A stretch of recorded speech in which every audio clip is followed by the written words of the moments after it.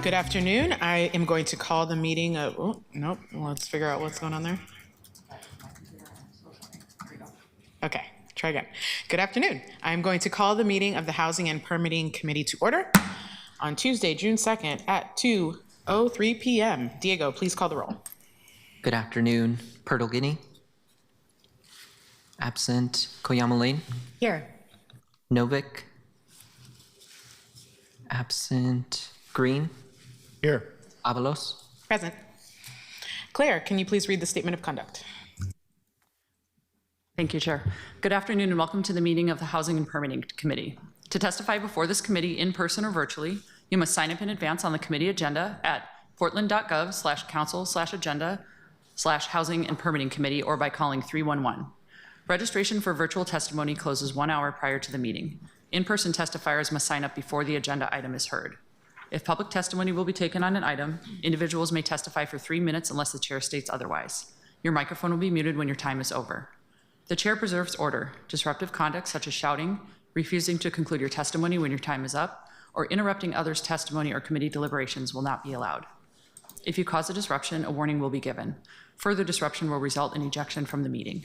Anyone who fails to leave once ejected is subject to arrest for trespass. Additionally, the committee may take a short recess and reconvene virtually. Your testimony should address the matter being considered. When testifying, please state your name for the record. If you are a lobbyist, identify the organization you represent. And finally, virtual testifiers should unmute themselves when the clerk calls your name. Thank you. Thank you, Claire. All right, we have 3 items on today's agenda. First, we'll have some time for public comment, as we always do at the top of the hour, on housing and permitting issues of concern or interest. Then we will hear progress reports on the continued work of the Unified Housing Strategy and the Social Housing Study. And for the second half of the meeting, we will consider the latest recap code improvement package. So with that, let's move to, can you call item 1? Item 1, housing and permitting community feedback. All right, so we're going to hear from community members on their areas of concerns or feedback, and each testifier will have 3 minutes. Diego, go ahead and call up the first person. We have 4 individuals signed up. First up is Robert Pyle, who will join us online shortly.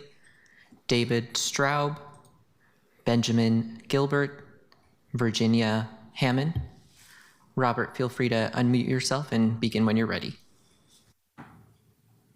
Great, thank you. Good afternoon, Council. I've spoken with most of you present about this. Unfortunately, I don't have the others here today, but for the record, my name is Robert Pyle. I'm the principal of Oakleaf Redevelopment. I wanted to take this opportunity in advance of the City Council meeting on Thursday, where the full Council will hear the first reading of the Moderate Income Revolving Loan Ordinance, to ask you again to remove the minimum unit requirement and the mixed use preference, and to support Councilor Green's amendments. A 20-unit minimum excludes missing middle multifamily housing projects of 5 to 19 units for no discernible reason. Any project of more than approximately 30 units will trigger BOLI prevailing wage requirements, adding 20 to 35% to the construction costs, creating additional gaps to fill in project feasibility. Cottage clusters and townhomes are specifically eligible housing types under the MURAL program, which adopts the definition of middle housing in ORS 197A. Thompson Springs in Tillamook County is a 10-unit cottage cluster of 4 sale homes featuring universal design, designed for buyers in the 80 to 120% AMI range, and is intending to utilize the MURAL program. Every MURAL loan comes with a 5% administration fee paid to the sponsoring jurisdiction. For a $750,000 loan funding approximately 30 units, that's a fee value of approximately $50,000 into the general fund.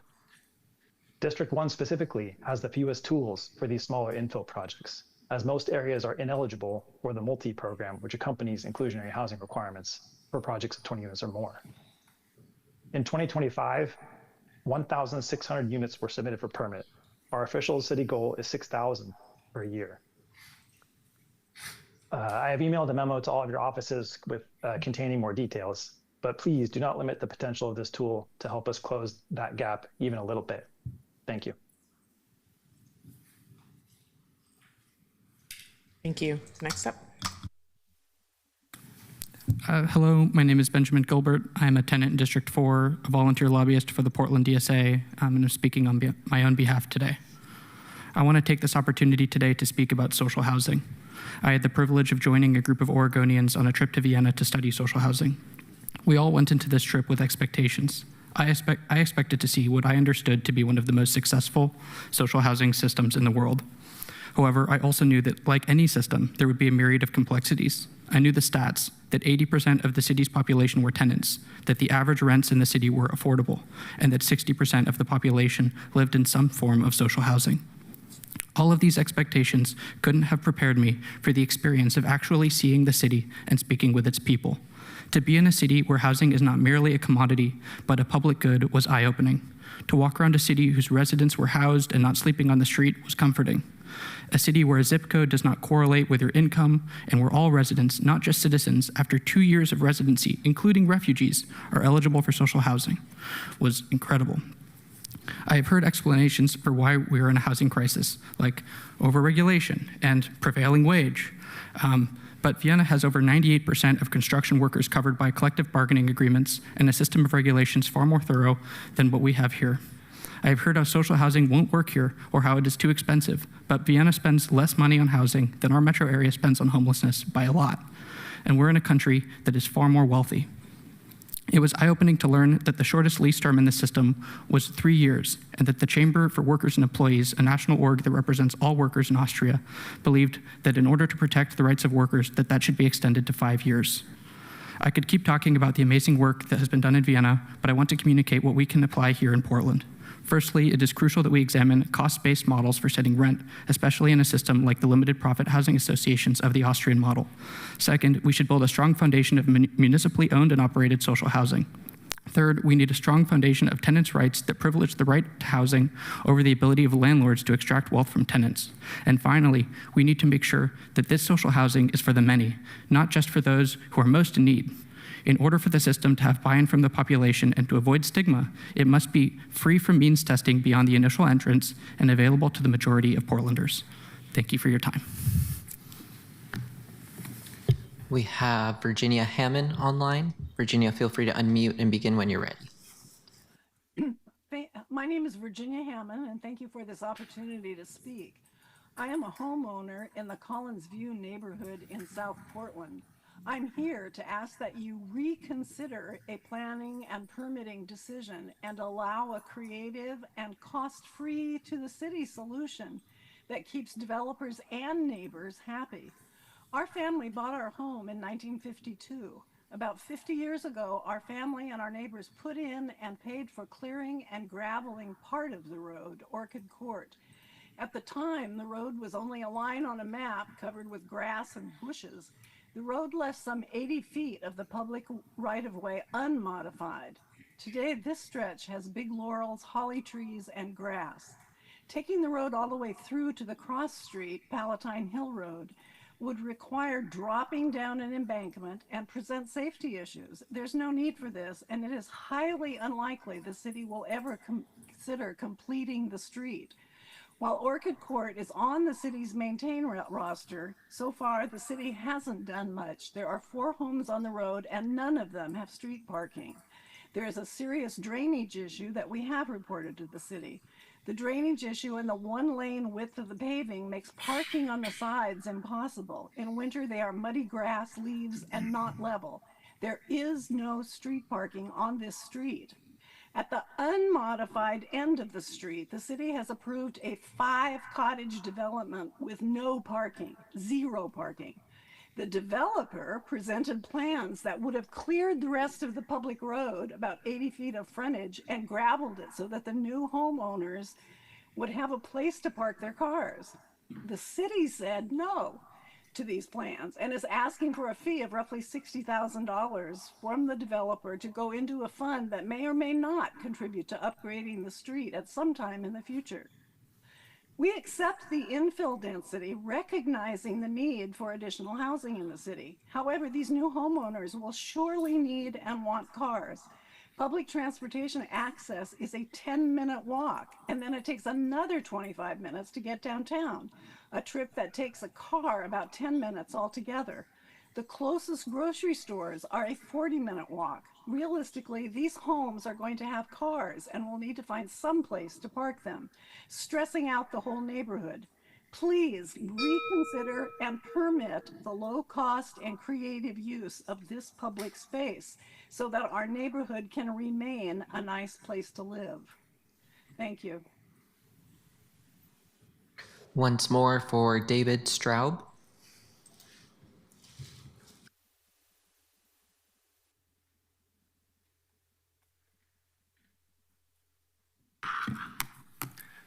Good afternoon, councilors. My name is David Straub. I'm trying to find out, or I would like to have added to this social housing equation, behavioral wellness. And I'm trying to figure out why it isn't already an element. Back in January, when we were nominating another person to the Home Forward Board, I had noticed that everyone on there was real estate development oriented, and there was no one mental health care or behavioral wellness oriented.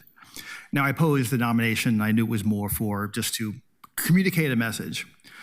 And now we look at the progress report for the social housing program, and we seem to be doing the same thing. I look at there's like, I don't know, a dozen people from the Portland Housing Bureau, and they're all real estate development oriented. And as I hear, the testimony here and other comments, everyone seems to be focused on the financial and housing issues, while no one really seems to be looking at the behavioral health issues. I guess I'm just trying to figure out, first of all, why that is. And the second part is to really impress upon you that that is really the solution. We're never going to build enough affordable housing. We might be able to build some rental housing, probably not in time to deal with, we have 16,000 people homeless right now. The solution in my mind is this Portland pilot program that you already have going on for home sharing, renting a room. Now, I understand that some people who are experiencing homelessness aren't ready to live in housing, but we need to find out who those people are. Because my experience is that the vast majority of them can get there. I worked at one shelter for a month. I worked at another shelter for 6 weeks. It was more of a volunteer program and not something that was required, but I was able to have an impact with a number of people. A lot of them are capable of moving into housing, renting a room, if they're given some guidance. And it would need to be a what I'll call a wraparound service, meaning the landlords and potentially employers of these people would also need to have some type of behavioral wellness training, because in the end, they're going to need some long-term assistance and support. But there is a way to educate people to do that. And the key is that we have more than 300,000 homes in Portland. If we start renting rooms, we could potentially end our homeless situation within 2 years, if behavioral wellness is the solution. If it's a financial problem, or we keep looking at it as it is building homes versus building people, we're probably never going to solve the problem. We just don't have the resources to build enough housing. We usually only build like 1,000 affordable units each year. And we're kind of overtaxed already. So I'm not really sure how we're going to be able to do this social housing program as it's currently envisioned, given the fact that we already don't have the money to do it. Behavioral wellness can be done cheaply if done appropriately, and to me, it's the real solution. So I'm hoping that you will consider adding a behavioral wellness component to the equation for solving our housing issue here in Portland. Thank you. That concludes testimony. Okay, thank you to all of the folks that testified, and please do continue to come to committee and tell us your thoughts about housing policy during the first 15 minutes of each meeting. Diego, please call item 2. Item 2, Unified Housing Strategy Discussion and Brief Update on Social Housing Study. All right, so as staff start making their way up, I'll give some intro remarks to kind of frame what we're doing today. And thank you in advance to the PHB staff for the presentations that they put together today and for the tremendous amount of work that has gone into both of these efforts. I want to start by acknowledging that both the Unified Housing Strategy and the Social Housing Study originated from resolutions that I was proud to sponsor and that Council adopted last year. And since then, I have had the opportunity to meet regularly with staff to discuss progress, review emerging ideas, and help move this work forward. I appreciate the time, thoughtfulness, and dedication staff have brought to these efforts. Now, what stands out to me is how connected these two bodies of work are. The Unified Housing Strategy is asking how we align the city's many housing goals, plans, and investments into a coherent long-term framework. And the Social Housing Study is asking what additional tools we may need to create more permanently affordable, stable, and community-centered housing opportunities. So taken together, both of those efforts are really about the same challenge. How do we build a housing system that not only produces more housing, but also preserves affordability, prevents displacement, and creates greater stability for Portlanders across income levels? And I appreciate that neither of these efforts attempts to start from scratch. The Unified Housing Strategy builds upon years of planning, community engagement, and adopted policy. And similarly, the Social Housing Study draws from existing models, local experience, and research to identify potential pathways forward that are grounded in Portland's realities. So today's discussion is not about making final decisions. Rather, it is an opportunity for committee members to react to the direction of the work, identify any gaps, and provide feedback before staff return with final recommendations. With that, I will go ahead and hand it over to our staff to get into the presentation. And note that there will be one part in the middle of the presentation where we'll take some technical questions, then we'll go through the rest of it, and then we'll dive into more discussion and questions after. So with that, take it away. Good afternoon, Chair Avalos and members of the Housing and Permitting Committee. For the record, my name is Quisha Light, and I'm the Interim Director of the Portland Housing Bureau. Before we begin, we too want to thank Chair Avalos for her leadership and partnership in advancing this work and for her commitment to creating a more coordinated and strategic approach to housing policy in Portland, so thank you. One of the things that we're going to do first is just provide you a very brief update on the social housing. But before we go there, I just want to note that today what we'll be doing is providing a progress report on the development of the unified housing strategy and seeking your feedback on the draft strategic direction, the proposed engagement approach, and areas where additional input may strengthen the final strategy. And then I just want to note that over the last several months, staff across the Community and Economic Development Service area have reviewed more than 20 housing-related plans and over 200 actions, goals, policies, and programs that guide housing work within the city. And what has become clear through that effort is something that Chair Avalos noted. Portland has no shortage of housing priorities. The challenge is not identifying what matters. It is aligning our efforts, aligning our resources, our funding strategies, and political will around a shared set of priorities that can move us closer to the housing outcomes Portlanders need. And so what I will do is I'm going to actually turn it over to staff because they have all the details. They'll walk through our project approach. They'll provide you an update on social housing, let you know the work that we've already completed, and then we look forward to a discussion with you. Thank you. Good afternoon, Josh Roper, Policy and Planning Director for the Housing Bureau. Thank you for having us. I'm going to try to make this very brief, the update on the social housing study. We're going to spend the bulk of our time talking about the unified housing strategy, but want to give you a little bit of an update on the work that we've been doing. So we'll start with a quick overview of the project timeline. We're going to be submitting the final report by the end of August. We're currently in both phases 3 and 4. So phase 3 is research, analysis, education, and engagement. Phase 4 is synthesizing findings, developing recommendations, drafting the report. We're in both phases because this work is happening across the Bureau in parallel with multiple teams engaged. So a particular topic will be handled by some combination of teams within the Bureau, and another will be another team or another group of teams. We filed for your review, for the public's review, a progress report and what we're calling a preview draft, because we wanted to give people, you all and the public, a sense of the direction and the shape of this work. It is not close to complete. We have a lot of work to do in the next few months. In particular, I want to highlight that it does not contain the alternative financing strategies work that we really see as a key component of the final product, but I think does give you a sense of what we've been up to, what we're doing, and where we're trying to land this, and I think is a good introduction to the work. So we can go to the next slide.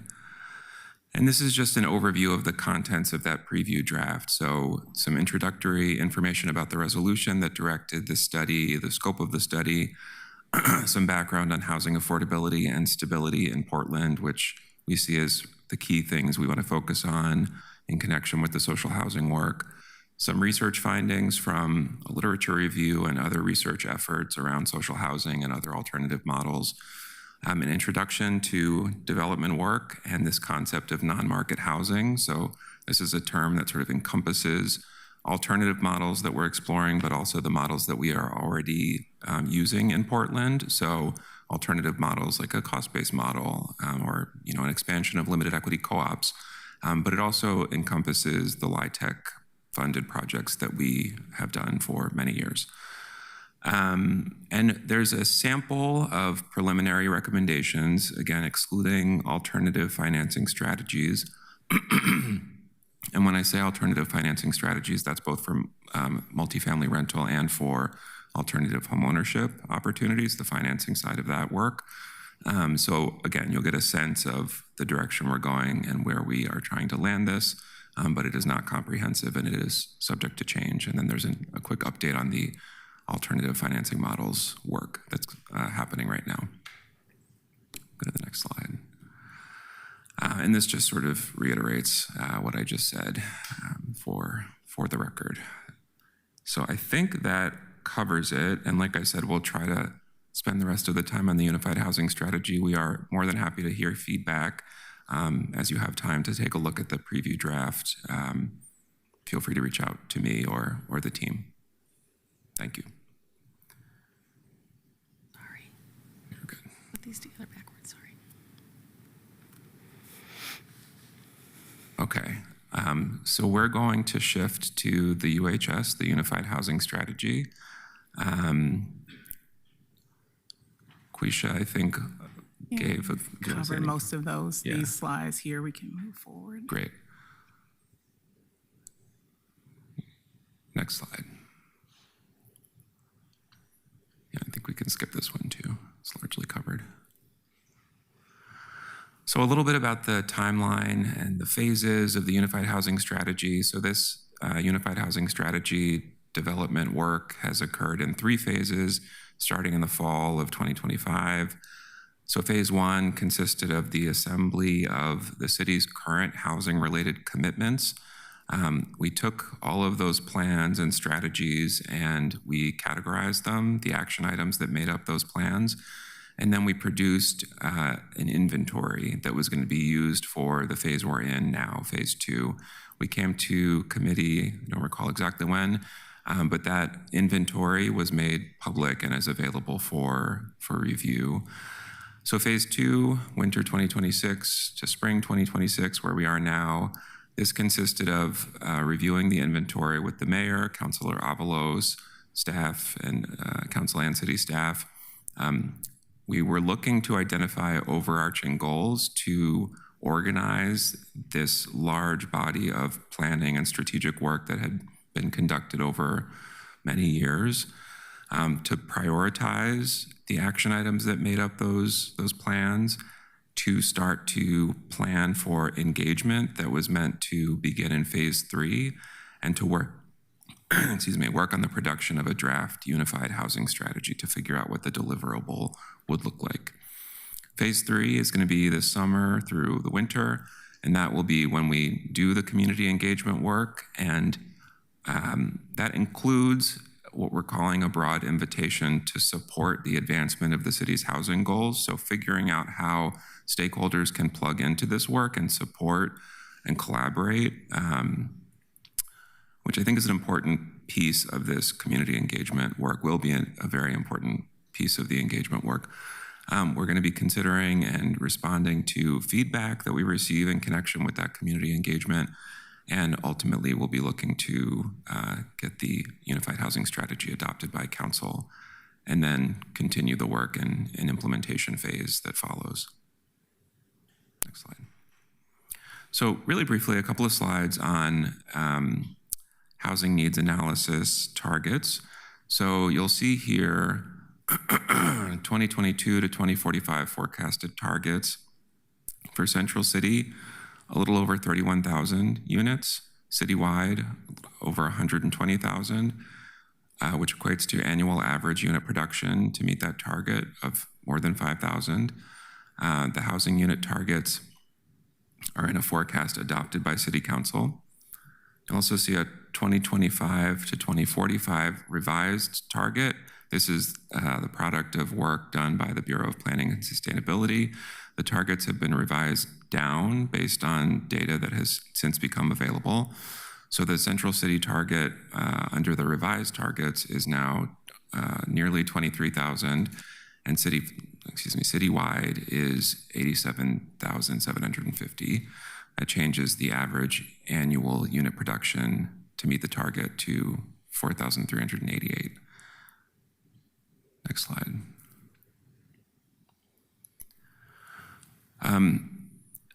Here are short-term housing needs analysis targets that are particularly relevant to the work that's happening in the Unified Housing Strategy at those tables. So in Central City, 2025 to 2030, total units, 5,700. For the same period, that annual average is 1,100. Then you have the mayor's targets for total units by the end of 2030, so by 2031, that's 2,500. You have the mayor's target annual average at 500. Citywide, 22,000. For 2025 to 2030, annual average 4,400. Mayor's target 20,000 by the end of 2032. So by the time 2033 starts, 2,500 annual average. Next slide. Okay, and I'm going to turn it over to Jesse Connor. Thank you. Good afternoon, Chair Avalos and Housing and Permitting Committee members. So we're going to roll through a tiny bit more detail about the two initial phases, and then we'll roll through the work we've gotten so far on a draft UHS, as well as a proposed engagement plan, all for your thoughts and reflections. So at a high level, the phase one, like Josh said, we really had like kind of four big actions. We cataloged everything we could search and find. We categorized those into buckets based on the resolution direction, right? So those were really around funding, production and preservation, homelessness, anti-displacement, et cetera.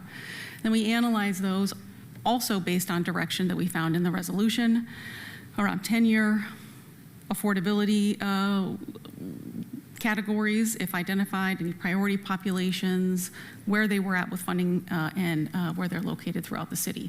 We brought that inventory to the prior iteration of the Housing Committee for discussion and proposed a planned approach for phase two.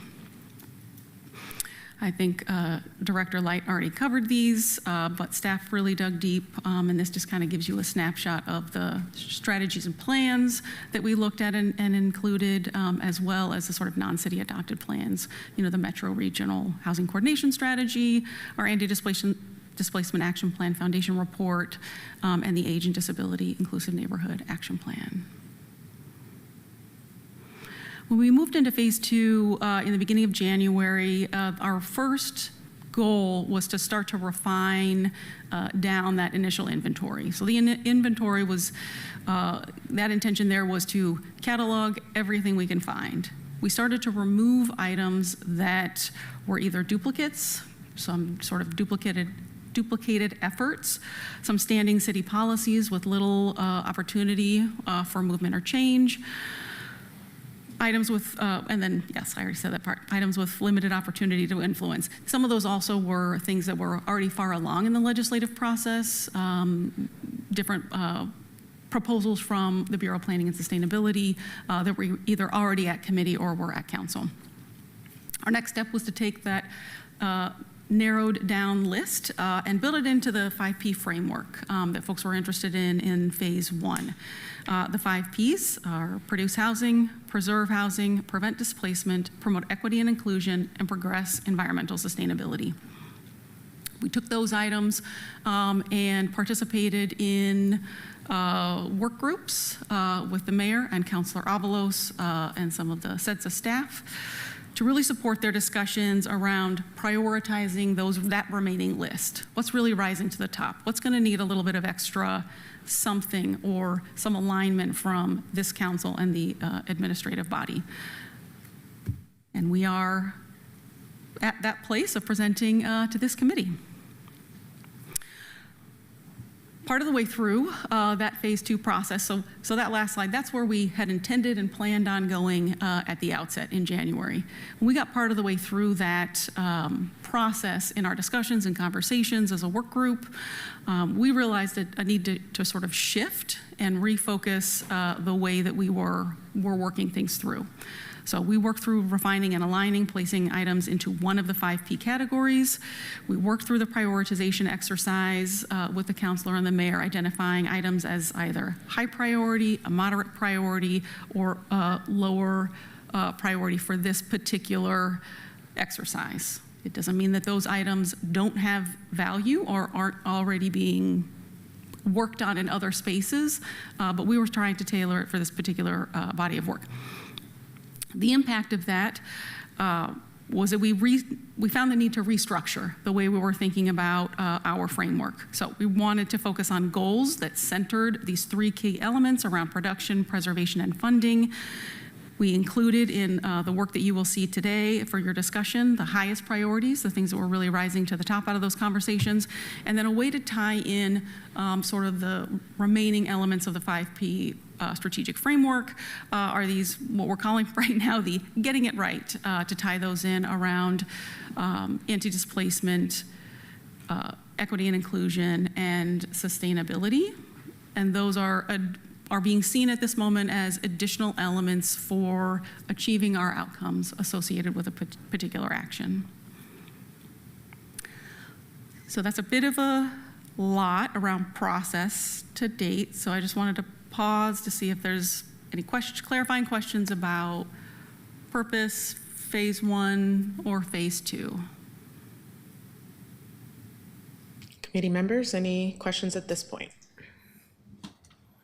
Okay, wonderful.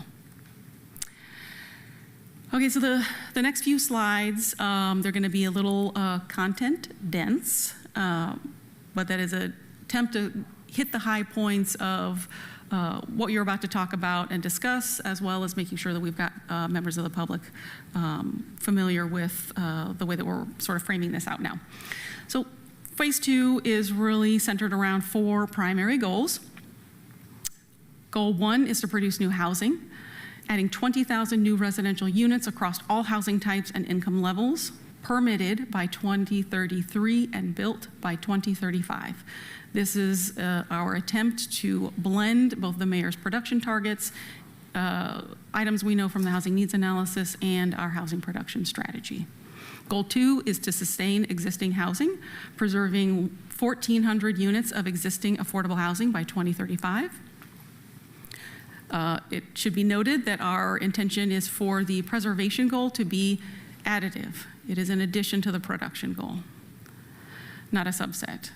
Goal 3, innovate production, preservation, and stabilization, implementing strategies adopted by City Council from the 2026 Social Housing Study to increase the supply of non-market housing options and next-generation housing strategies. This one is a little preemptive of your social housing work. A little optimistic on our end. Goal 4 is to secure long-term sustainable funding using the city's political will and influence towards the development of new revenue streams to fund construction and preservation of housing. Now I'm going to run through each of the goals and identify what was sort of rising to the top out of our work group meetings. So for goal 1, the producing new housing, this had by far the most discussion because it has the most strategies, the most actions, the most targets. This is going to be a little bit much, so hang in there with me. Implement accessible housing production strategies and educate on opportunities for aging in place and community. Creating an accessible housing inventory, a citywide anti-displacement toolkit that includes some type of impact evaluation tool, conducting a thorough analysis of the landlord-tenant policies, looking at local codes, local city codes, investing in industry job training, retraining, and career pathways. A lot in here also trying to tie housing to workforce training because we need folks to be able to afford the housing that we build and the housing that we have. Investing in youth and adult workforce development programs, navigation, and job placement, expanding and improving, really building upon existing mass timber workforce programs, as well as promoting both mass timber, modular, and 3D construction in codes, as well as like building the workforce for that particular industry and infrastructure, and ensuring that the investments are distributed equitably across all districts with a lens towards historical and under-disinvested. Using TIF, strategic investment funds, and a potential middle income revolving loan fund to invest in mixed income housing. Conducting periodic review of the inclusionary housing program. facilitating community ownership of renewable energy, and a host of streamlining permitting processes, coordinating both housing development and infrastructure improvements across the city, how we're sort of really working together. Some planning efforts around the Inner East Side, increasing housing capacity and density. Again, some code cleanup and permitting process pieces, as well as ensuring that we maintain appropriate land supply for industrial manufacturing. Moving on to goal 2, the sustaining existing housing. Our strategies include ensuring preservation strategies prioritize existing residents, that we stabilize the city's affordable housing portfolio as it is today, as well as developing and implementing a regional affordable housing preservation strategy. We also acknowledge that we need to enhance asset and property management capacity and proficiency through training and technical assistance. I'll make a small asterisk here, and this is one that is actually not located in a plan, but definitely has risen to the top in recent conversations, and so is included here. Focusing on preservation efforts on locations where projects provide affordability in expensive neighborhoods, purchasing middle-income housing and doing a conversion to limited profit. Again, launching that affordable housing listing service and leveraging PSEF and other types of resources to really reduce operating impacts on environmental health. Our third goal around innovation includes introducing long-term leases for renters, extending that duration of tenant income recertification period, increasing cooperative opportunities, increasing equity building opportunities for renters. Another underscore of advancing innovation around modular, cross-laminated timber, and other more earth-friendly technologies. Proposing local and state legislative change to support those models so that if there needs to be technical language additions into state statute, and implementing a land banking strategic plan. The last goal is to secure long-term sustainable funding by starting with a communication strategy and a campaign for future housing resources, exploring different types of revenue to identify something long-term and stable as aligned with the housing needs analysis. We can increase funding for existing low-income homeowner programs, developing a strategy for building generational wealth, developing and adopting action plans for the 3 new Central City TIF districts and the 3 new East Portland TIF districts, establishing some requirements for existing housing to increase their resilience, comprehensively studying SDCs and their potential impact on development feasibility,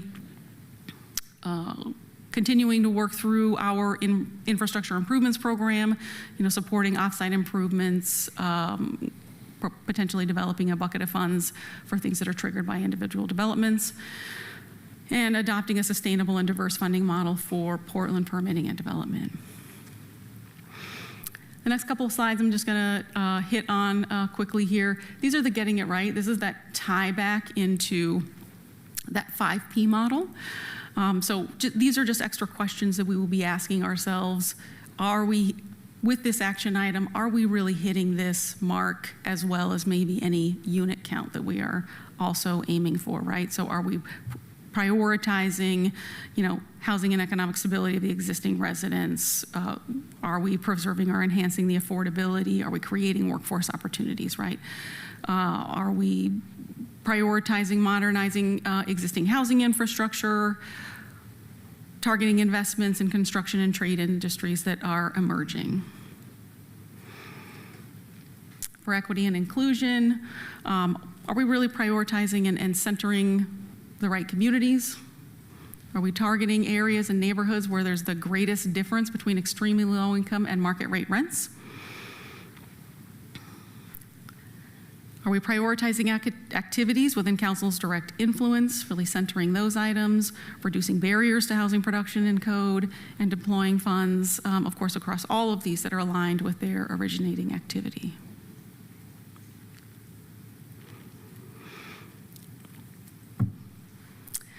So the next piece that I'm going to run through is our proposed engagement plan coming up for this summer that we're really looking forward to getting your thoughts and insights on and some direction. So really the purpose of phase 3, the engagement there, is to identify, to what Director Light was saying, identifying and leveraging stakeholder partnership opportunities, surfacing and addressing barriers to some of the overarching goals, and really sharing a unified strategic direction with the public that shows this council and administration's alignment. To do that, this kind of gives you a run through of how we could approach that work through sort of building our tables around the 3 big goals and attaching them both with goal 4 around funding. So this would look like producing housing and talking about the funding goal, preserving housing and funding, and then the innovation and funding. July and August, we would look to host our facilitated events, really drawing on the stakeholder engagement that came with the originating document, right? Like if it came from the housing production strategy, if it was something that came from one of the strategic plans that we looked at in phase 1, really drawing from some of our industry and partners who have participated in some of those spaces so far. Of course, a set of period, and I will also add, and a more broadly public engagement effort as well, so that we're hitting those stakeholder tables as well as reaching out to every council district. Considering the feedback, incorporating that, some work sessions with that smaller work group that we had in these last few months, and then bringing those findings for further consideration back to this committee.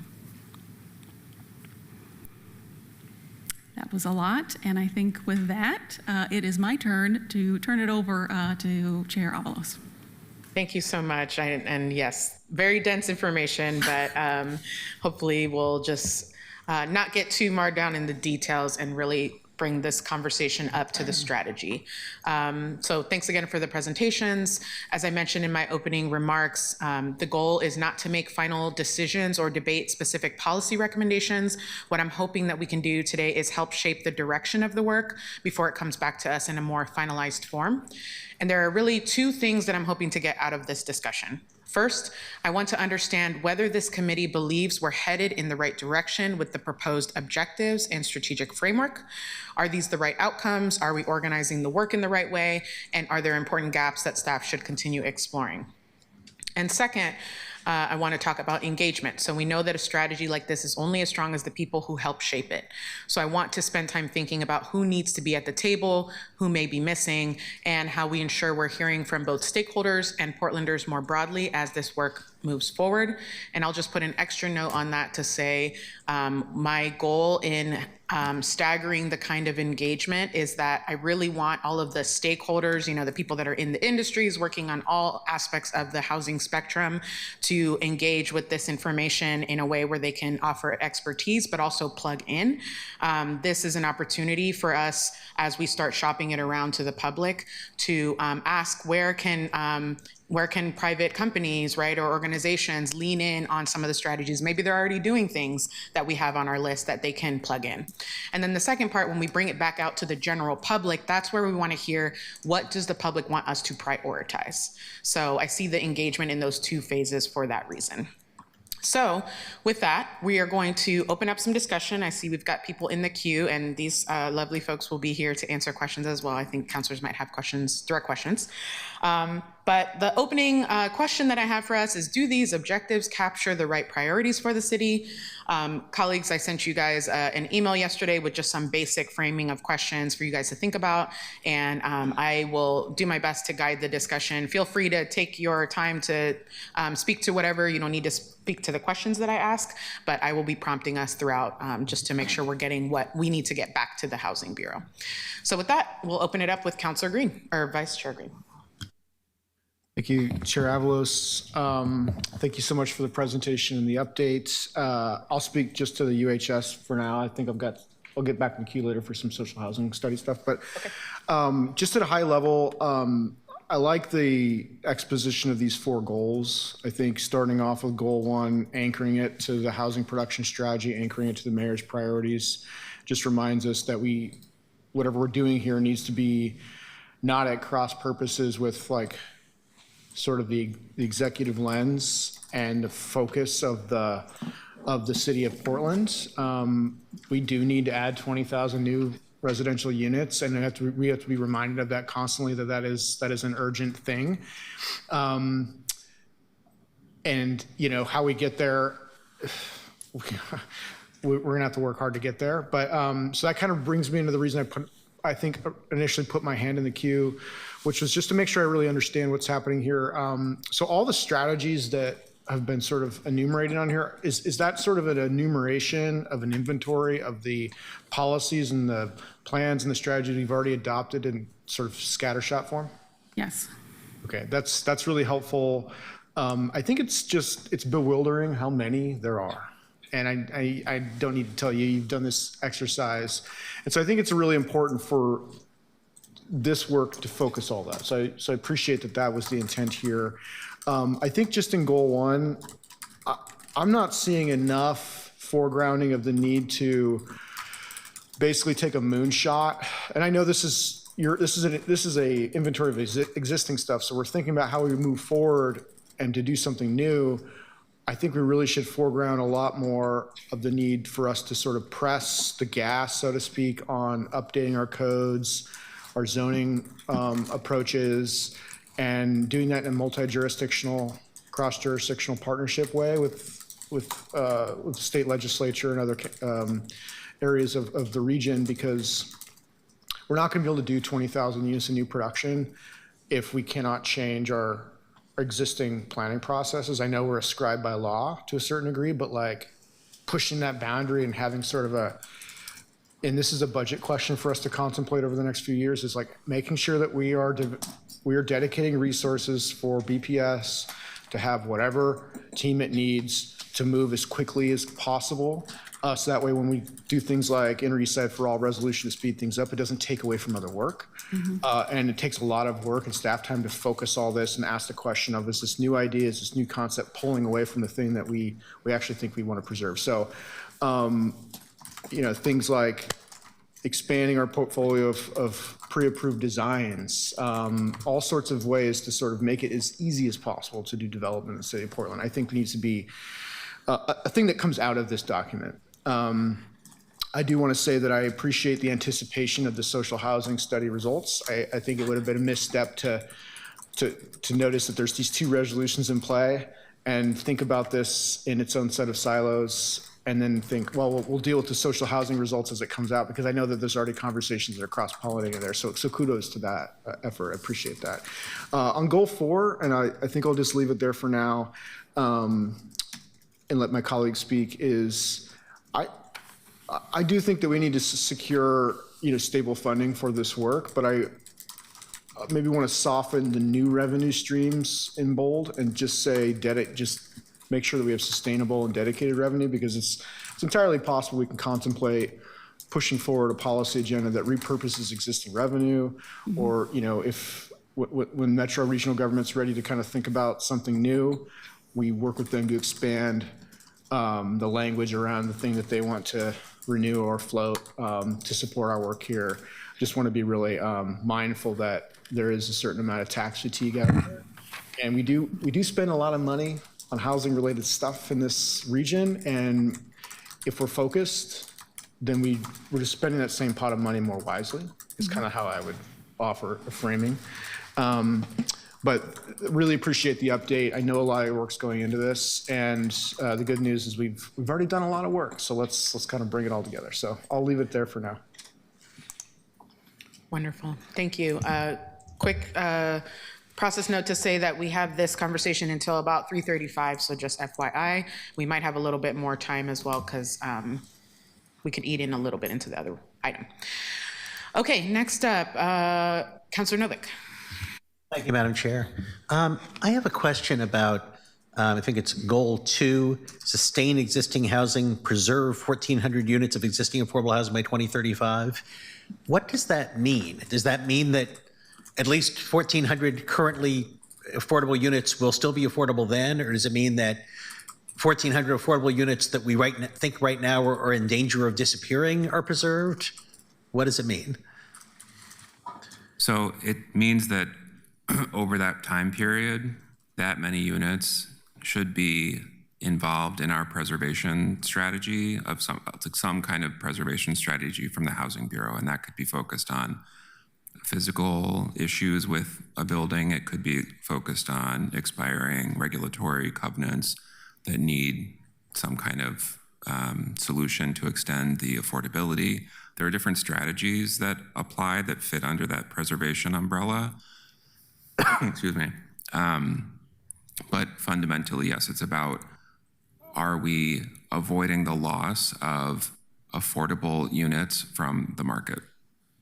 So that means you're identifying affordable units that you think are at risk of loss and doing something to avert the loss. Yeah, so when you hear us talk about a preservation NOFA, for example, that's an example of how we invite providers to apply to us to seek funding to avoid the loss of affordable units in the market.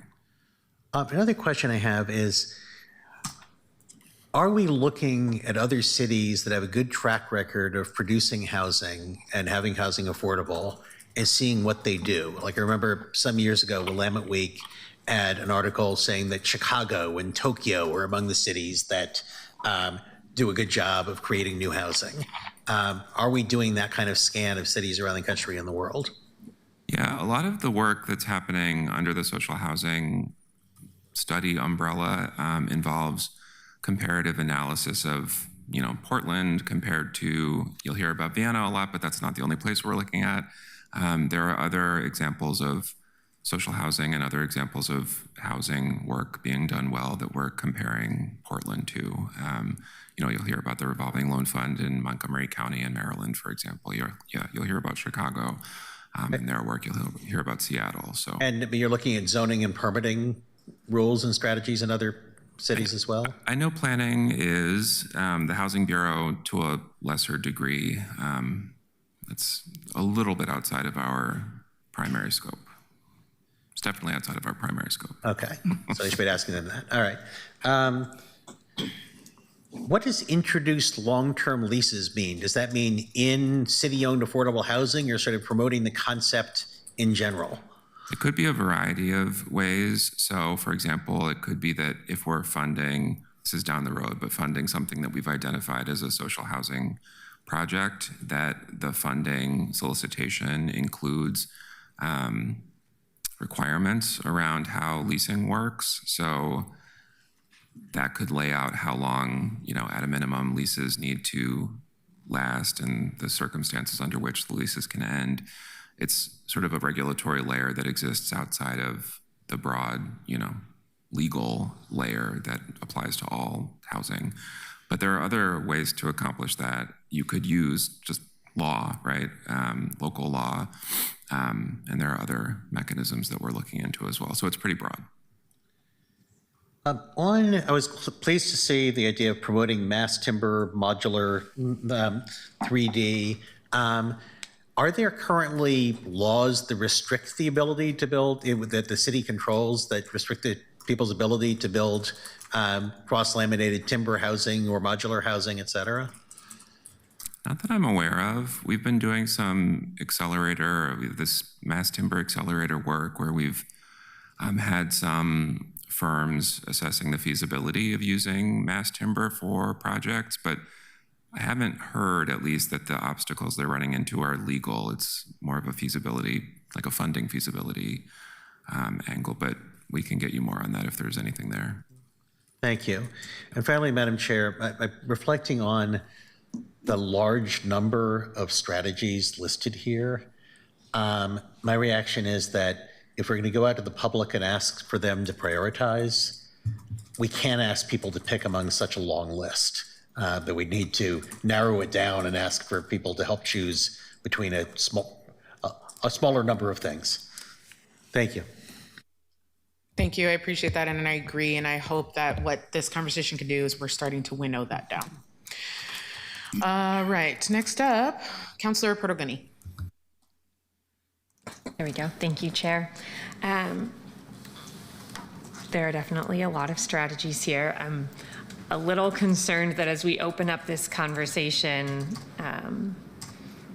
we're seeing what's here and what's missing, and we need to be figuring out priorities and risk adding to it, especially as we talk to stakeholders. But in risking doing that, I want to flag a couple of things that I didn't see that I think are important for us to look at, and then a couple of other thoughts about how this looks and what the engagement piece might be. The first is under Goal 2, when we talk about preservation. There's a lot about how much money we spend preserving and what preservation means. But I wonder if we are having conversations as we think about our housing strategy about a better approach to preservation in the long run and expanding the period of time under which we have covenants for affordability and building into the work that we do, especially as we develop housing, as opposed to just funding the development of housing, funding for regular maintenance so that those preservation NOFAs are less critical crisis moment. And there is a regular cadence built into the funding models, which, as I understand it right now, the funding models allow our nonprofit providers to operate, but not always to keep up with that regular cadence of maintenance, which is why we end up with the crises we do.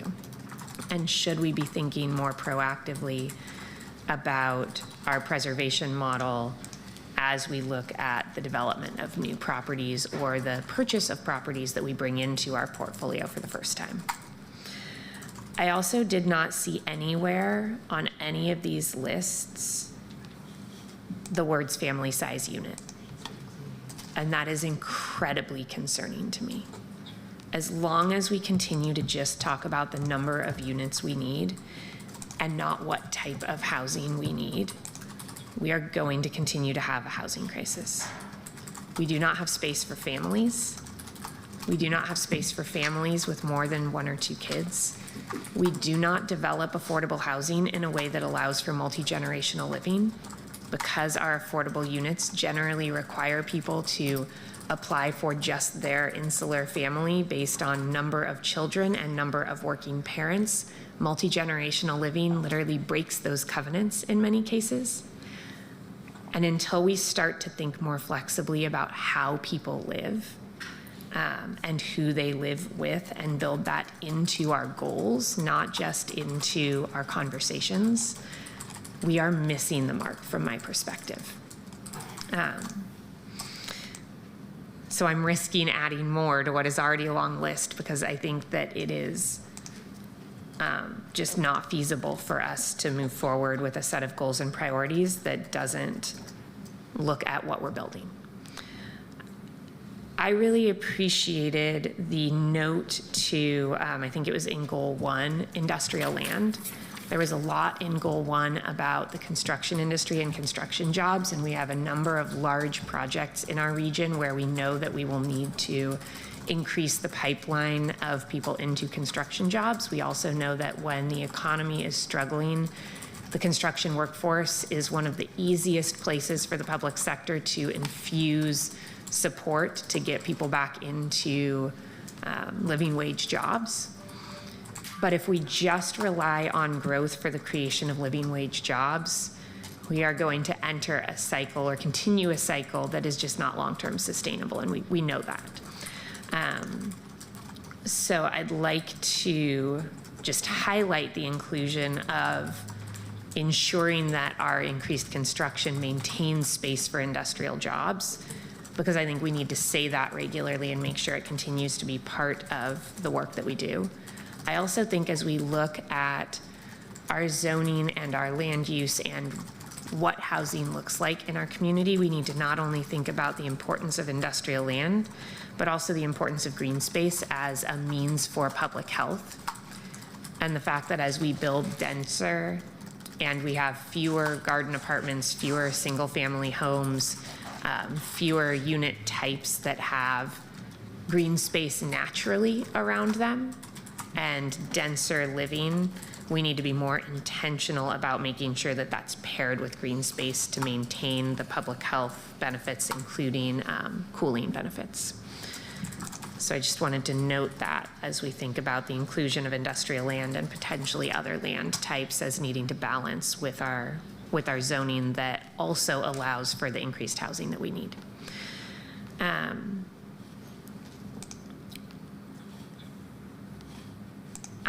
In seeing the community engagement plan, didn't see a lot about engagement of the community as a whole. I see a lot around stakeholders. I see a lot around making sure that people who are engaged in conversations about housing are engaged in this conversation about housing. But I don't actually see in this plan a place where we say to Portland, is this what we want housing to look like in our community? And so, Chair, I hear you saying that that is part 2 of the plan, but I don't see it here. And I think we need to be very honest with ourselves, because if what we are doing is having a conversation of the usual suspects about whether we're going in the direction that the usual suspects all want to go, let's not call this community engagement. Let's call it stakeholder engagement. And if what we actually mean is that we want to hear from Portlanders, will this plan create the type of place that you want to live in a way that allows you to live with the people you want to live with, in a way that is affordable? Then we need that to be in the plan. And we need to not just say it's in the plan, and we need to think very intentionally about what types of questions we're asking, because I fear that we will ask questions that point people to an answer or that limit their ability to think creatively about what they want their future to be in our community, because we just ask technical A or B questions. So I hope that we are talking about true community engagement. If we are, I need to see it here. If we are, I hope that that is something where you use us as folks who are in community regularly to help think about how we might ask some of those questions to really allow our community, not just our engaged stakeholders, to think about our community's future, what that looks like, and to really buy into what is, at the end of the day, a big change for Portland. Because if we're talking about building this many units, that changes the face of our city. And that's what we need, right? We know that this is Portland's moment where we're kind of saying we're not the big little town anymore. We're not the big little city. We're actually becoming a more urbanized city. That's a change in what our city looks like. And that's hard. And we have to be bringing Portlanders along with us. We have to do it. We can't create this in a way where Portlanders are telling us we can't go there, because we know it is what our community needs, and leadership means helping get there. But if we're not bringing people along with us, it's going to be really hard to get there in a way that is comprehensive and that includes all of our neighbors, all of our neighborhoods, all of our communities. So I hope that's what we mean by community engagement, and I hope that you will work with us to help make sure that we can do it successfully and bring people along with us. I'll end there for now. Thank you, Chair. Thank you. Councillor Koyama-Lee. Thank you, Chair. Thank you for the presentation. There's so much in here that I'm very excited about, specifically looking at phase 1, calling attention to housing that meets the need of youth, families, older adults, people with disabilities, caregivers.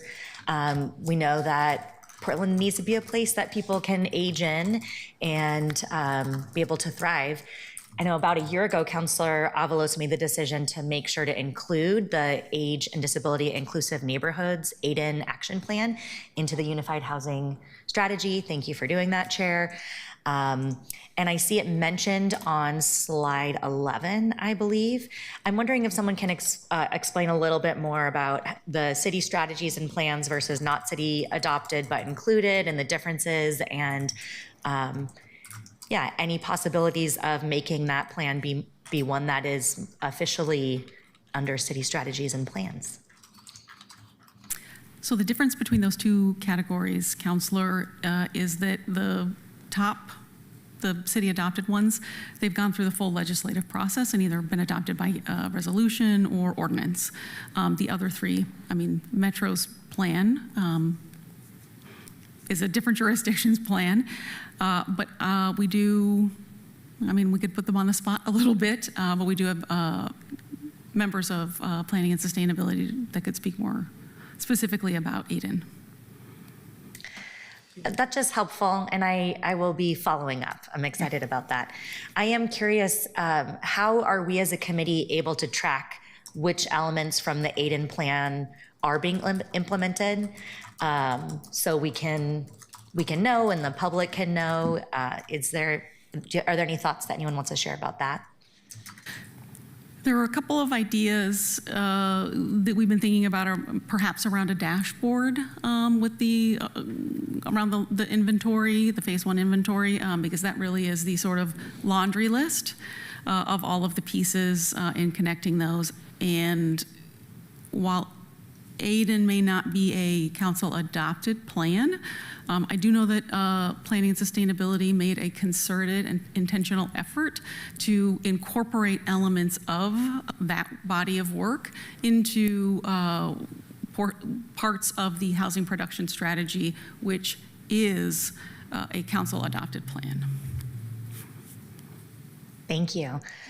And within goal 1, was glad to see that the strategies listed right away were around accessible housing production, aging in place and community, specifically creating an accessible housing inventory.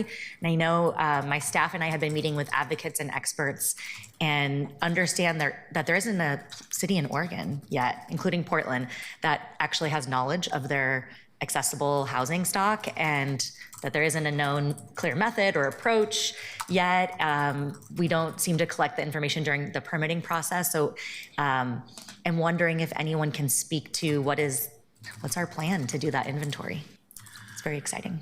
Yeah, excuse me. We've been working on an RFP for an affordable housing listing service, and the goal would be to have that provider able to set up the system so that people can filter by certain features, including, accessible units and other characteristics.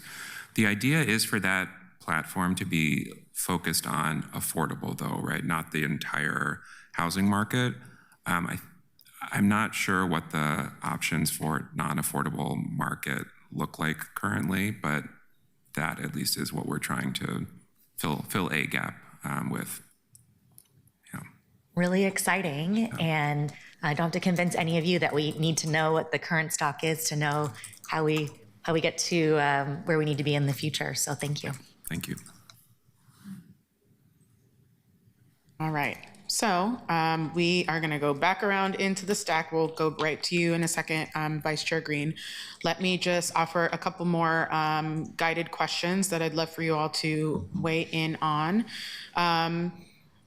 We want to make sure that we thank you for all the comments people are making about the objectives. And I'll just note, definitely agree with your points, Councilor Portal-Guinea, and it is the intention to do that, but I agree with the framing, especially your framing around the city will change. I agree. And I do think that we need to talk about that when we're asking Portlanders what they want their housing future to be. So I would welcome you and everybody on this committee as we get into that phase. Let's talk about how we talk about that with Portlanders and ask those questions. Also, Councilor Novick, definitely don't want to overwhelm the public. So we'll want to make sure that we're dwindling that down. And I'll just say, I believe that my goal in having this first phase of engagement be the stakeholders, one, like I said earlier, is because I want the stakeholders to buy in literally in some cases, but also figuratively to just say, like, this is, if these are the plans that the city has, these are areas of our work that already overlap with the city, how can we make those align? But then also, I want Portlanders, I don't want to overwhelm them by giving them all of those details. I think we want to give them the overarching goals and ask the questions that Councilor Pertolgini is asking, right? Like, what does your housing future look like? What do you need? And then they will be able to react to something, because I want them to react to a list that they can say, of these, the short list, these are the things that are rising to my priority, so we can get a temperature check from the public. So that's what I'm hoping that phase with the community looks like. And so we'll go back around. I think I would love to learn more about if there's anything that people feel is missing from these lists, and also what we like about the approach, because I'll note that the way that we started, we had the 5 Ps, and we kind of were going to just go through each P and make objectives, and we realized that 3 of those Ps should just be incorporated with preserve and produce, right? So preserving, anti-displacement, sustainability, all of those things should be parts of the bigger goals of production and preservation. So I'm curious to hear your reaction to that, because that was a shift that we made, and I want to see if that feels right. So I'll leave that question there, and then we'll get the queue going up with Vice Chair. Go ahead. Thank you, Chair Avalos. And I'll speak to your prompt question first, and then I sort of raised my hand for a couple different other reasons. But yeah, I think the thing that's missing for me so far, and what I hope maybe we can roll into as we move forward, is some sort of systematic way to analyze, I guess, to work backwards from the goal of 1, like what would some planning timelines need to look like? Like, for example, like if we identify that we are going to pursue a plumbing code change, say, agenda, like how long would that take? And what would the impacts be? Similarly, so like if we were to adopt Inner East Side for All next, what was the timeline?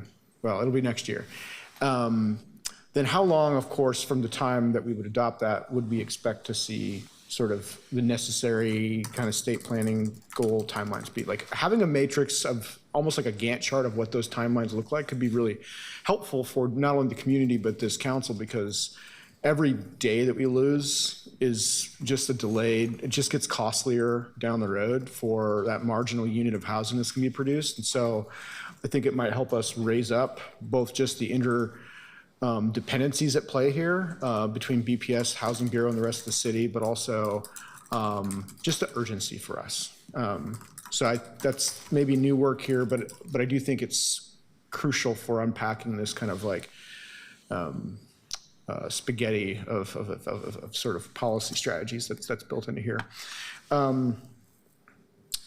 To the comments, I wanted to respond to Councilor Pertolgini. You raised, I think, a really important set of concerns and questions regarding the intergenerational housing and kind of the family scale stuff. You also, Councilor Cromwell-Lane, you spoke to that as well. When I think about social housing, I think about that as the big opportunity to take that issue head on. I think the comment about, covenants and are we violating those is well taken. And so when we do social housing, or as we're sort of analyzing and contemplating it, I really don't want us to try to reimagining, like, how do we do the same thing we've been doing, but just slightly different with a different brand? I don't really want to reproduce the same regulatory burden that has led us to a place that we've gotten. If that's what we get out of social housing, we will have failed, frankly, as far as I'm concerned. So to that end, like, it's less about AMI levels for me and more about what is our planning problem? We need X amount of housing for family-sized units by this date. How do we set up, how do we have the public sector step in as the guiding force there with the financing and the sort of regulatory framework to unlock that? And, I think about why people leave Multnomah County. There's a lot of different reasons why people leave Multnomah County, but the largest is affordability. And most people, by definition, who leave are not rich. They are working class families who can't make it work in the city of Portland. They've had to move further and further to the margins to find 2-3 bedroom housing. And then they finally give up and they move to Clackamas County or Clark County or Washington County. And we can actually have, if we do it right, and we've intentionally built intergenerational living spaces, or even just traditional family spaces. And we've said this is social housing. You've got a lifetime lease. You've hereditary lease that you can pass down through the generations. Then you've like frozen in time a cost basis for a family that can stay and they can grow into their income a little bit. I think that's like the thing I think about most when that thing comes up. We've built a lot of, by having the market lead, even in affordable housing, which is sometimes thought of as non-market, we've had the result being a lot of studios built and one bedrooms built, because that's how things pencil out on the pro forma, and it has led to a mismatch in demand and supply. So that's my comment on that. So I'm really supportive for us thinking about family and intergenerational living as a thing to be solved for. In the document on social housing, I really appreciate the kind of, I know it was a quick breeze by on the presentation, but I did do the pre-read. And a few things I want to note that I appreciate. Calling out the limited profit housing area as being one of the big opportunities is pretty crucial, because it's sort of, even though we haven't done the alternative financing yet, it sort of suggests that there's this space for sort of nonprofit or NGO or sort of community orgs that could also be development partners with the city of Portland. And our job is to help them do it and do it well. One part that I would offer as a suggestion is there's a line that says it serves low and moderate income households from 0 to 120% AMI. I think serves those AMIs is too restrictive. Like, I think we should prioritize those AMI groups to get into limited profit housing, but I don't think we should means test them beyond that. So I don't want the social housing stock that's part of the Limited Profit Housing Association approach to forever always think about how are we always calibrating these units for those AMI levels. I want folks to be able to have, you know, if you're a single mother or you're a recent college grad, you should have first in line kind of access. But once you're there, you're there. And I think that's the magic of this type of housing. And I just think throughout the document, we should strive to decouple from HUD AMI levels as much as possible, because for one, well, two reasons. One, it's really confusing to the public. I mean, I think everyone in this room knows and can live and breathe AMIs, and like you can right off the top of your head know what an AMI at 60% rent looks like, but most people don't. And I have to do my homework before I think about it too. I think just thinking about it in terms of serving most Portlanders is a really good way to think about it. And these are cost-based rental models, where again, as I said, prioritize folks at the lower end of the income distribution or of higher need, and then never check again. Really, really happy to see TOPA and right of first refusal language in there. For those following along, that's tenant opportunity to purchase. Having some legislation that we adopt that comes out of this recommendation to facilitate renters becoming owners of their apartment buildings through a limited equity model is I think, a really very Portland thing that we can do. And that's a way that we can plug in some of our local institutions to kind of turnkey social housing a little bit. Lots of great language on tenant governance. And so I'm trying to be mindful of how much I'm speaking here. So I'll leave it there. Looking forward to the broader study being complete. And just last note, the literature review of social housing models. I just want to note that most of these cities, Montgomery County, New York, Seattle, they all have something in common, Vienna, all have something in common, which is a revolving loan fund that replaces private equity as part of the capital stack. That is a cheat code. And we've already started that work in the city of Portland with our $17.5 million capitalization. So thank you.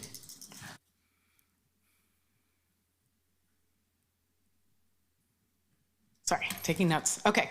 I put myself in the queue to say a couple of things in response to some of that, because completely agree as it relates to the means testing. And we talk a lot about aging in place, and I want to talk about waging in place. I'm going to make that a thing. Yes. Because that's the issue, and that's what we learned a lot about in Vienna, is that you should be able to get in, and then you should not have to fear that if you are moving yourself up and gaining economic prosperity, that now you're risking your housing. Because if you just are $1 above whatever arbitrary line that has been set, it doesn't mean that you can suddenly afford, some luxury apartment, right? But then, people are often restricting themselves just so that they can keep their housing. I mean, I hear it all the time. I'm sure we all hear that from folks who are, and it's not just housing. We hear it on like food stamps or other services. So I really want to encourage us to get away from AMI. And one way that I talk about it in my district, because in East Portland, they talk a lot about like, I hear people say, we don't want to have all the affordable housing in our part of the town. Like, why doesn't it shared across the city and all of that? And I think that mentality comes from, a certain place that I can understand. But my response is always, it's not about building affordable housing. It's about building housing that's affordable. Like, we have to reframe that so that we're not thinking about affordable housing as, just some kind of like, I think there's a mentality that it's like trashy housing that nobody wants to live in.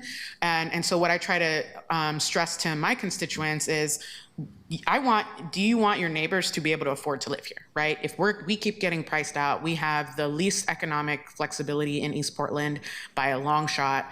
And so I just want to encourage us as we continue to talk about that we use that framing, because when we bring this conversation to the public, to Councilor Pertle-Gani's earlier points around there might be fear, right? Or there might be discomfort in the change that will come with increasing housing stock and neighborhoods change and all of that. And we want to get away from this mentality that that's a bad thing, but we have to prove that it's a good thing by making sure that we're putting all the supports around it, that we're building neighborhoods that have amenities, right? Because that's the other thing that I hear in East Portland. People are concerned also that we're just going to build up a bunch of housing and we're not going to have anything around it, right? It's like, sure, there's a lot of land in East Portland that we could build things on, but if you're not building infrastructure around it, and especially in a place that already lacks so many basic infrastructure needs like sidewalks, then that makes the idea of having more housing in their neighborhood feel less appealing. So we have to continue to work on that mind shift.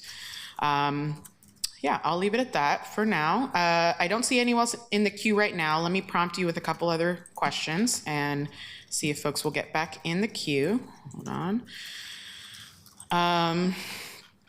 So can we talk a little bit more about engagement? We're starting to discuss what are our expectations for like how we talk to the public about. Okay, great. I'll thank you. I see you're in the queue, Councilor Novick. I'll finish this question and then answer. You can answer that or say whatever you need to say. Help me think through what does that phasing look like? Because like I said, I think that there's a couple of different, there's a different way to approach the different stakeholder groups, right? And I wanna hear from you all how you're thinking about that. And just in general, also, I would love to know what is this committee's interest in now moving forward, being more a part of this? Because as you know, this committee is all brand new to the housing work. So a lot of this for you all, we've been working on this over the last year. And so I also just would love to hear from the counselors, what is your intent in helping to shape these next few steps that are going to be very public facing, and I would love your support. So with that, Councilor Novick, go ahead. Madam Chair, looking at the list, I was thinking that one way we might divide up the strategies for public discussion is there's a number of the strategies that involve spending money on something or other. So we might want to sort of slim that down and say, okay, here's ways we could spend money, which ways make sense to you? And then there's policy choices. I mean, some of them are like, nobody disagreed. Yes, we should streamline permitting. But then there's a question of, should we change zoning to make it easier to build more things somewhere? I mean, that's something that is a policy choice people might have different views on. As far as community engagement, I was thinking about what Councilor Pertle-Gani said about, are we just engaging, quote, stakeholders? And I was thinking, personally, I always like doing scientific polls on issues where it makes sense, so we make sure that we're not just we're listening to a large cross-section of the community. But another thing you can do, which is something actually I've had people lobbying me on in different contexts in the past few months, is to have citizen juries, to like randomly select a group of people drawn from all over the place to sit and think about a problem. And maybe it's 24 people. I mean, and by definition, that's not a statistically significant group, but I think other jurisdictions have had some success pulling together a group of people, and you'd have to pay them for their time to come in and study a public policy problem and come up with recommendations. And so that's, something different from a poll of 400 people. It's something different from talking to people who happen to show up at a neighborhood association or one of the groups we talk about. So that's something that I think would be really interested in exploring. Thank you. I will Google that and look into it more. And it sounds like you've had some info. I would love if you would share it with me. Yeah, I can sick the people who've been sicked on me on you too. Send them my way. Sounds good. All right, Councilor Koyama Lane. Thank you, Chair. Are we moving to the engagement conversation? Those questions? Yes, I mean, I think it's open-ended, so if you'd like to. Yeah, that's kind of what I wanted to add on to, and I appreciated Councilor Pertle-Guiney bringing up the question about engagement. I think advisory bodies are important, and we can look at the inventory to see which ones align. And we also know that a lot of the people that join those are already engaged. That's what we were kind of talking about. I also view our job as city councilors as representing our districts for us to be doing a lot of that engagement. And we have every district represented up here. So I would love to think about what that looks like, what our role is as committee members. And engagement doesn't always have to be fancy or expensive, but thinking about what that can look like in terms of town halls or trying to do some of our own paid polls or maybe just some of our own surveying and making ourselves available in our districts to bring back here what is the pulse in our district on some of these topics. Thank you. I definitely agree and would love to take Housing Committee to the streets. So we'll talk about some ways that I have some ideas on that. All right, we're winding down a bit. I don't see anyone else in the queue. Let me just look at my notes on if there are any final things I wanted to make sure you all react to.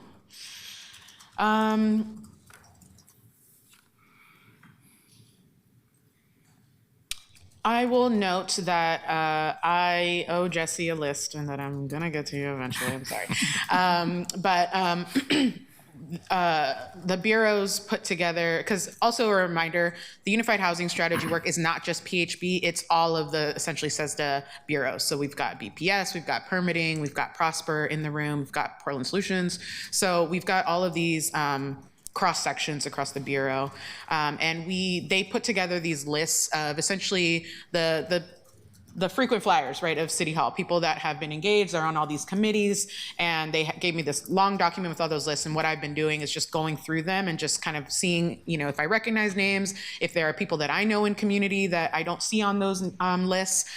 So I would love some support in you all, reaching into your networks and adding to the list. So I would ask that folks be thinking about that. And if you want to send me ideas and names, soon we're going to start putting out feelers for times in summer to get, and this is like the stakeholder group. So I'm talking like the industry experts or developers or people in affordable housing, all of that. And then, so I just wanted to mention that. I think I've asked. Do we have that current list?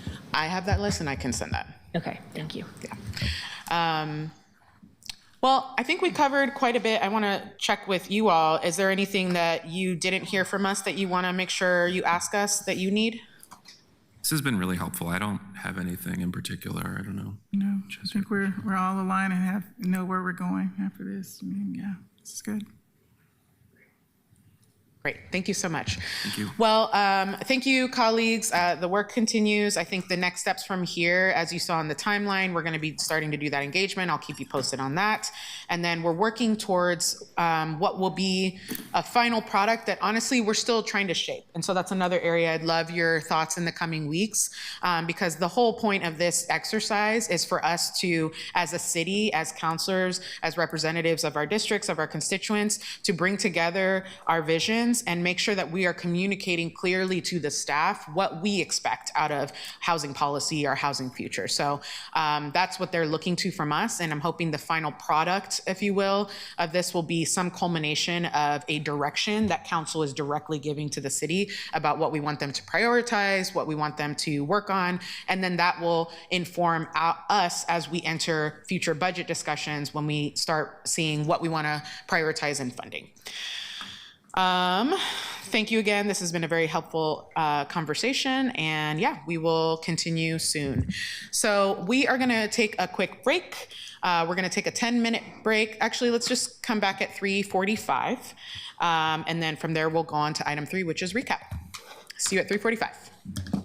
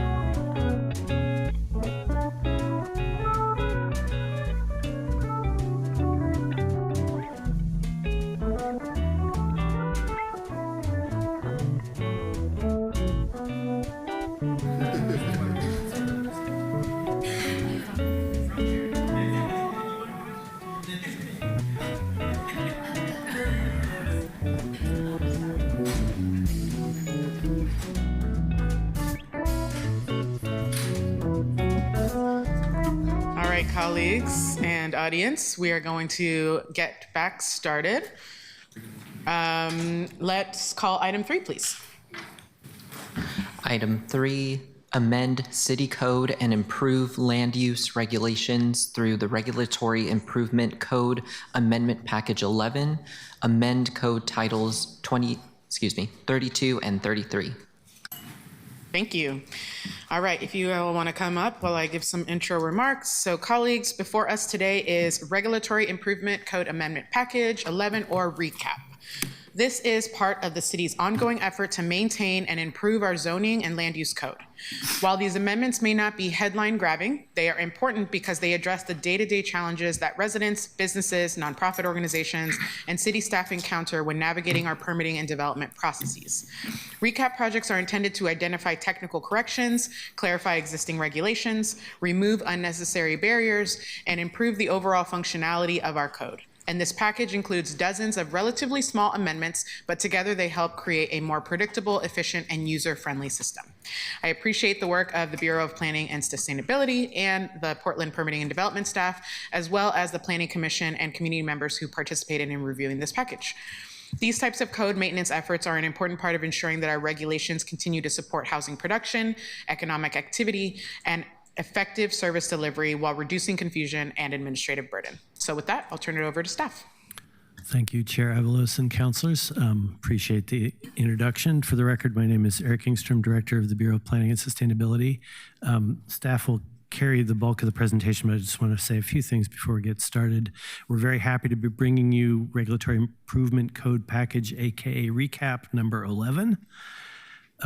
You said it well in terms of the purpose of it, so I won't reiterate that.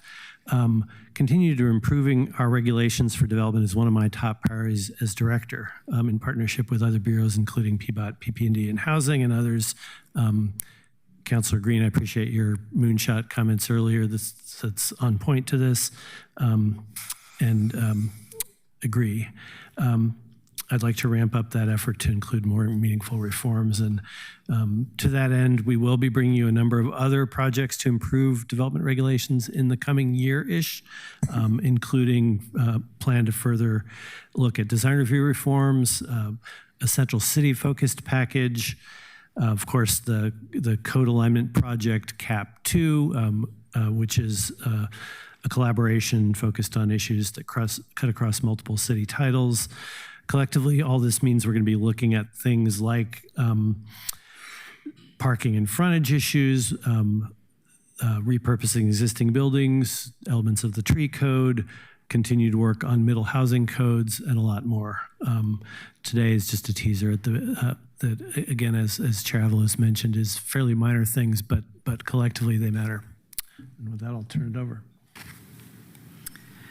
Great. Good afternoon, Chair Avalos and councilors. My name is Sandra Wood. I'm with the Bureau of Planning and Sustainability, and I'm the Code Development Manager. And with me today is JP McNeil, the Project Manager for this project, and Shannon Buno, who is our Code Editor, but in this case, she's also a Senior Planner working on the project. As you all know, we're here for the RECAP 11 hearing and to hear the Planning Commission's recommendation. Next slide, please.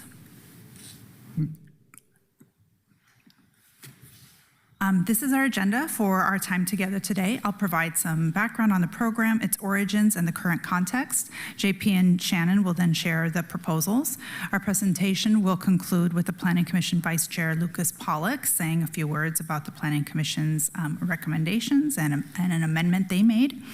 Then we'll have time for oral testimony, though I believe no one has signed up. We can confirm that. And afterwards, the committee can have time to discuss and to take action on this item. The Planning Commission recommends that the City Council take the following actions: adopt the project report, amend Title 33 of the City Code, which is the planning and zoning title per the project report, and then amend Title 32, which is the sign regulations. Portland's current zoning code was rewritten entirely and adopted in 1990. And of course, as you might imagine, the world changes between the time of a new adoption of a zoning code. And so over time, there's changing needs, new laws and court rulings, new technology, and obviously some changing perspectives and priorities that necessitate updates and improvements to our regulations. So code maintenance is considered best practice in the regulatory and in the urban planning fields. Having the RECAP program helps us carry out one of our comprehensive plan policies, 10.4, which calls for promoting good planning by addressing existing problems, ensuring good administration of regulations by keeping regulations as simple as possible, and improving the code document by using clear language and identifying and acting on regulatory improvement suggestions. So what is RECAP? As you've heard, the acronym stands for Regulatory Improvement Code Amendment Package. These are a bit different than other legislative packages in that their purpose is to provide an ongoing vehicle to ease regulatory burdens and make the zoning code easier to understand. Amendments address a variety of topics and geographies which are packaged together for efficiency. They're focused on technical and minor policy changes. Major policy requests are assigned to other projects like the ones that Eric was describing. The work plan is based on an online database of amendment suggestions that we receive from the public and implementers. And we have a fair and transparent selection process, selection criteria that are established. Just to note that RECAP is not the same as the Code Alignment Project, CAP, which you may have heard of. The main purpose of the new CAP program is to create alignment between different city codes, and RECAPs has generally been mainly about the zoning code. So we use selection criteria to rank the suggestions that are received. This is to ensure that we are as objective and transparent as possible while keeping an eye on the comprehensive plan guiding principles of equity, health, prosperity, and resilience. The higher the score, the more likely an item will be addressed. We look at the variety of stakeholders affected by that issue, the geographic applicability, as in how widespread is the issue, does it apply to one property or to many? The degree of impact, how problematic is the issue when it's being implemented? Is there an avenue for an applicant to seek regulatory relief in the form of a land use review? And the regulatory improvement, what is the potential for improving the regulation without adding a lot of complexity and options for the development community and public to wade through? We publish the work plan with the items we're addressing, but we also publish an appendix with the scores of the suggestions of items we did not select. And those are the two documents shown on the screen. This next slide summarizes the public involvement for RECAP 11. We published our work plan and in March of 2025. The discussion draft period was open for 6 weeks, and that is our proposal to the public.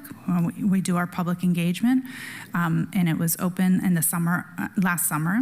We presented the proposal to several groups, including those listed on the slide. The MAP app, which is BPS's testimony repository that you're using for this process here too, was open during that time, and we received 36 comments. Many of those comments were about the Multnomah Safe Rest Village. We sent notice to over 700 people for the Planning Commission hearing that occurred in September. The commission received 12 pieces of written testimony, and one person testified in person. And today, this committee is holding another hearing. As of noon today, you received 8 pieces of written testimony on this matter, and as of that time, no one had signed up to testify in person. Finally, we've provided updates on the project to the 700 subscribers at each of our project milestones. With that background, I'll pass it on to JP and Shannon to discuss the proposals. Thank you. Thanks, Sandra. So my name's JP McNeil. I'm a city planner with the Bureau of Planning and Sustainability. So Shannon and I will now go through the amendments that are in the Recap 11 package. So there are a total of 56 code amendments in Recap 11. For some recaps, the scope of the project is built around specific topics. So for example, the last recap, Recap 10, there was a directive to focus on amendments that supported post-pandemic recovery and housing production.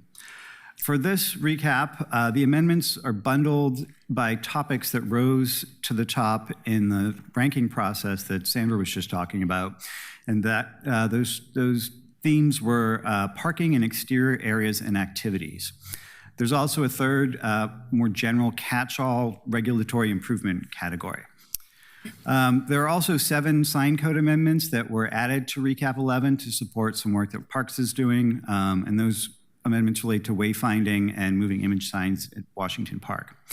We won't be covering all of these amendments today, but we've pulled out some topics and examples to give you a sense of what's in the package. There's a table at the beginning of the recommended draft that lists all of the amendments, including the technical ones, for your reference if you are interested. All right, our first theme is a group of minor parking updates. These fall into 2 subcategories. One is related to vehicle parking and one is to bike parking. Our bike parking amendments, we have 3 that are related to this topic. The first 2 are to ensure that all bike parking users have access to the bike parking area, and this is resolving the issue of users being locked out of bike parking areas. The second, there's also an amendment that would allow for a change of use in a building without triggering the requirement to install more bike parking. So the rationale is that someone could come in for a permit for alterations and be exempt from the bike parking requirements under the non-conforming upgrade rules, but a change of use, which isn't subject to those non-conforming upgrade rules, might not even include any alterations, and therefore it should also be exempt. In the amendment, it creates parity and makes it easier for businesses to open or to fill vacant commercial spaces. Our vehicle parking amendments, of these, the one that we found the most significant is item MP3. So this proposal is to allow parking in residential front setbacks when a garage is being converted to living area. So under current code, as illustrated by the diagram on the left there's often a driveway. It has to be removed and the curb cut closed when a garage is converted to, say, an ADU or other living area, because parking isn't allowed in that front setback. So this change would allow the driveway to remain, provided it's at least 18 feet long and can accommodate a parking space. And it only applies when there's an existing garage that is being converted and there's an existing driveway and an existing curb cut. It would not allow for a new 18-foot deep driveway to be poured. This makes residential conversions easier and more practical for homeowners. The next category of amendments relate to exterior areas and activities, and there's 3 subcategories here. One is screening, exterior activities, and common areas. First, there are proposed amendments to clarify setback and screening rules for mechanical equipment to ensure that it's screened when necessary without impeding the operation of common smaller equipment like heat pumps.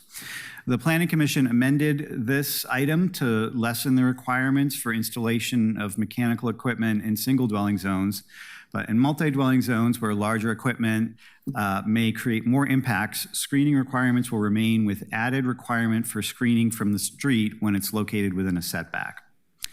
There's also an amendment to exempt screening from design review for some minor accessory structures, such as trash enclosures or loading areas, and this makes it easier to improve a property without an additional review.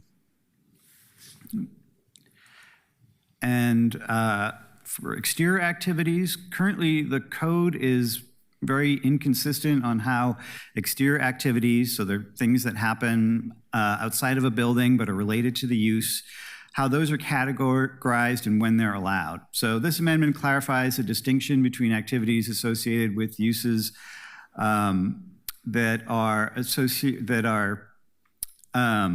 there's a distinction, with uses of an industrial nature from other generally commercial or recreationally oriented uses, and when those are allowed in various sections of the code. There aren't any real changes to what's allowed where, but it makes it clear for businesses that the fun stuff like outdoor dining or a bocce ball court or something like that, those are allowed in commercial areas, but not things like metalworking.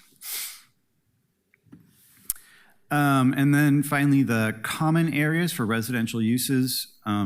Multi-dwelling developments, they're required to have outdoor areas, either individual areas per unit or common areas. It ensures that apartment dwellers have outdoor areas to relax and recreate. And the common area amendments, they make it clearer what types of structures can be in a required outdoor area and that the outdoor area can be covered, but it can't be fully enclosed.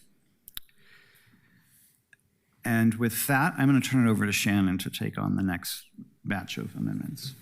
Good afternoon. My name is Shannon Buno, and I am also a city planner with the Bureau of Planning and Sustainability. The next Recap 11 category is a catch-all theme called regulatory improvement. This category contains 30 disparate amendments, including amendments related to outdoor shelters, temporary activities, and a host of other topics. The bulk of the amendments in this category are technical in nature, but there are 5 minor policy amendments, and I'm going to talk about 3 of them. MP 14 increases the total number of individual shelters allowed for an outdoor shelter located in the EX, commercial, or multi-dwelling zones. The amendments align the zoning code with the capacity of the outdoor shelters that have been built during the declared housing emergency. This will allow those outdoor shelters to continue operating after the housing emergency expires in 2027. Without this change, some of the shelters would need to go through a conditional use review to continue operating. This amendment garnered the most attention in earlier phases of this project. The increase in the commercial zones was scaled back by the Planning Commission from 200 units to 100 in response to testimony from neighbors who were concerned that the larger increase would allow the Multnomah Safe Rest Village to continue to expand. The Planning Commission's recommendation sets the maximum number in a commercial zone at exactly the current size of the Multnomah Village shelter.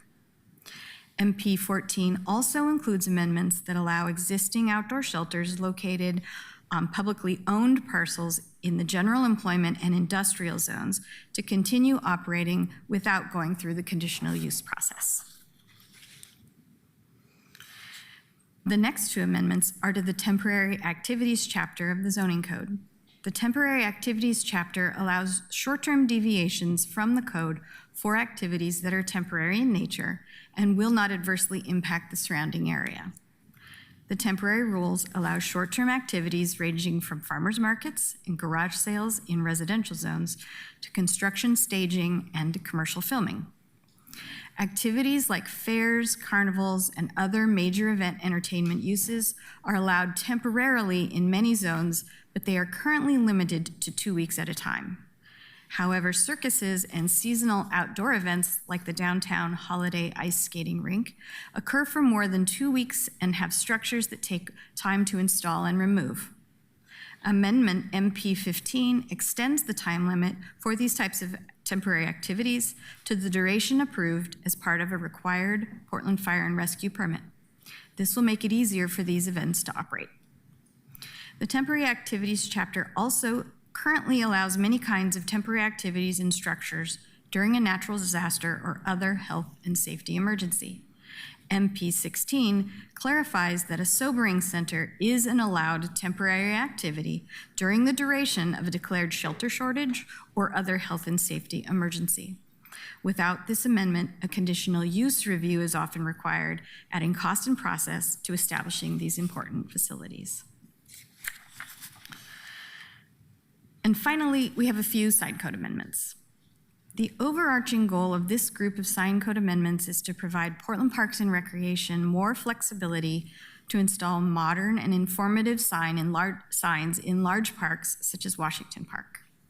The amendments will allow signs in public parks located in residential and open space zones in the same manner as is currently allowed for signs for other institutional uses such as schools and religious institutions in those zones. In addition, the amendments will allow small changing image signs in parks that are more than 5 acres, and the amendments will allow Portland Parks and Recreation to go through a sign code adjustment to allow a larger changing image sign in any park that's over 50 acres in size. That concludes our presentation. This slide shows where we are along our project timeline, and at this time, we've requested another hearing before the full council on June 25th. Thank you for listening, and to reiterate our proposal, the Planning Commission recommends that City Council take the following actions: adopt the project report, amend Title 33 Planning and Zoning per the recommended draft, and amend Title 32 Signs and Related Regulations. And please let me introduce Lucas Pollock, Vice Chair of the Portland Planning Commission, who will provide some insights on the Planning Commission's recommendation. Hello, councilors. Thank you for hearing the Planning Commission's recommendation on Recap 11.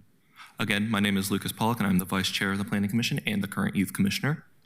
On October 28th, we voted unanimously to recommend that the City Council adopt this project, but before that, in September, the Commission held a public hearing on this project. We heard testimony from residents living near an 100-unit outdoor shelter who raised concerns regarding the impacts of the use. They also expressed frustration that the outdoor shelter regulations keep changing, and this evolving condition is creating uncertainty. In our deliberation, the Commission recognizes the dire need for outdoor shelters to provide a stable place for Portlanders experiencing homelessness. We also recognize that the impact of outdoor shelters are not being shared equally across the city, that there are few sites available, and we heard from Portland Solutions that providers can more efficiently serve a greater number of people at larger sites. Nevertheless, the Planning Commission was sympathetic to neighborhood concerns and passed an amendment to lower the number of outdoor shelters allowed in commercial zones, from the staff proposed 200 outdoor shelter units to 100 units. The result is still a net increase from the currently allowed 60 units to 100 units. The amendment reflected the Commission's interest in creating some level of predictability, as shelters have become a longer-term solution than was originally anticipated. The Recap 11 packet before you today incorporates this important amendment, and we urge you to adopt it as written. Thank you for your time and consideration. Wonderful. Thank you so much, and thanks for your service on the commission. Okay, so we've got counselors in the queue, and we're going to kick it off with Vice Chair Green. Thank you so much. Didn't know I was going to go first on this, but that's okay. I really appreciate the presentation. The summary table is extremely useful. I'm sure you guys know that already, but I was like, how am I going to possibly follow all this? But that's just a really good way to do it. I support largely most of this. I do have a question though. I'm a little uncomfortable about what was it, MP14? Is that the one with the shelters? Yes. Yes. Yeah. I appreciate the Planning Commission's intervention on that. I still think 100 is too high for a single site. Doesn't really it doesn't concord with the evidence on like how people interact together at a place like this. And I mean, I worry that our approach to zoning standards is driving the thing, and cost efficiency is driving the thing, rather than sort of what do evidence-based practitioners want out of a congregate, sort of not congregate, but you know, these temporary alternative sites. So I'm uncomfortable with that level. I don't know what the best way to amend that is. This is a very different style of ordinance than I am used to, and so if we can have a dialogue on that, I'd appreciate that. But if I wanted to just reject that amendment, I'm curious what the committee thinks of that one, but also what's the least disruptive way to do that? Well, let me just note a process thing too. If we make changes, because it's a land use thing, there's like additional noticing that we'll need to do. I'm not saying that is a barrier to you, but just that will be one thing we'll need to consider.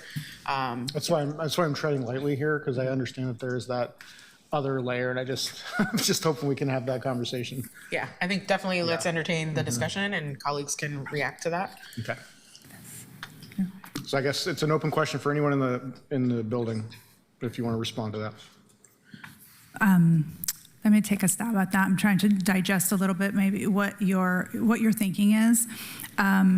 The 100-foot limit applies both in the multi-dwelling zones and the higher density multi-dwelling zones. And the Planning Commission's proposal was also for the commercial zones. So in the multi-dwelling zones, there was already a 60-foot limit. And, right? Unit, sorry. Yeah. Unit limit, so the 60 increased to 100. And in the commercial zones, it also went from 60 to 100. So maybe we can understand a little better if you're concerned about the 100 in the multi-dwelling zones and the commercial zones, or one or the other. Yeah, I'm happy to sort of articulate a little bit more. When you talk about outcomes and you talk about the population being served by these shelter sites, you reach a point at which, and it's just some research I can dig up and share with the committee on this. I don't have the citation in hand, but beyond about 30 really, but definitely by 60, you get really poor diminishing returns of scale on outcomes. Because when you concentrate that many people with that high of a need on one spot, you start to get a bunch of interactions that are undesirable. And you move away from the goal of trying to steward transitional housing situation and then ultimately move these people into a permanent situation. 100 people is outside of that. The proposed site in North Portland is 200 some odd people. That's way outside of any reasonable basis of warehousing people, frankly, on a piece of land. And so I'm really uncomfortable with codifying an increase in that just based upon the desire to be more efficient from the standpoint of a provider. I recognize that there was an initial desire to go higher, and then the Planning Commission said, let's ease off on this. But for me, it's about, I know that this is a temporary emergency, but if we're codifying it, sort of sends a signal that this is just now the new normal. We're just going to have for decades, perhaps, people living in little huts in a parking lot.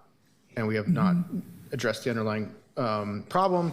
And also, we have not really chosen the right model to allow these people to move on into a much more humane and, frankly, better outcome situation. So I don't personally want to vote for an amendment that says we've ignored the science and we're just going to go ahead and codify this. But I also understand that there are important interactions in our land use process that this sort of discussion I'm having right now throws a wrench into. And I definitely don't want to be the reason why our ability to change our codes and zonings is ground down to a halt. But this is an important one. Councilor, just speaking broadly, it's completely fair game to talk about individual items in this package. Sure. With past recaps, that's been a typical scenario where the council dives in and says, I'm uncomfortable with number 22 or whatever. So we'll speak up if there's a notification issue involved with that. For this particular item, the context there is, as you all know, the best practices and the council policy on what our shelter strategy has evolved over the years, and we've been trying to keep the zoning as best we can current with the latest thinking on that. There was a larger package some years ago, the Shelter to Housing Continuum Project, which really reformed that structure and created the opportunity for outdoor shelters. This amendment started at a moment where it looked like our direction was to move towards bigger shelters.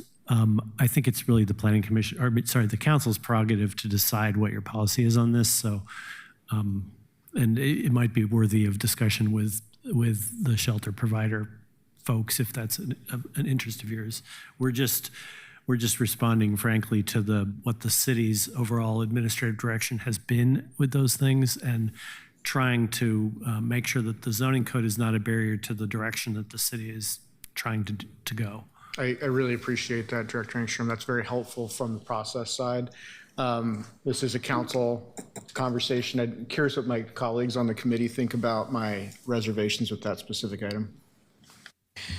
Thank you. And sorry, I have to pause to say I forgot to mention there is no official testimony. Let's just confirm that, Diego.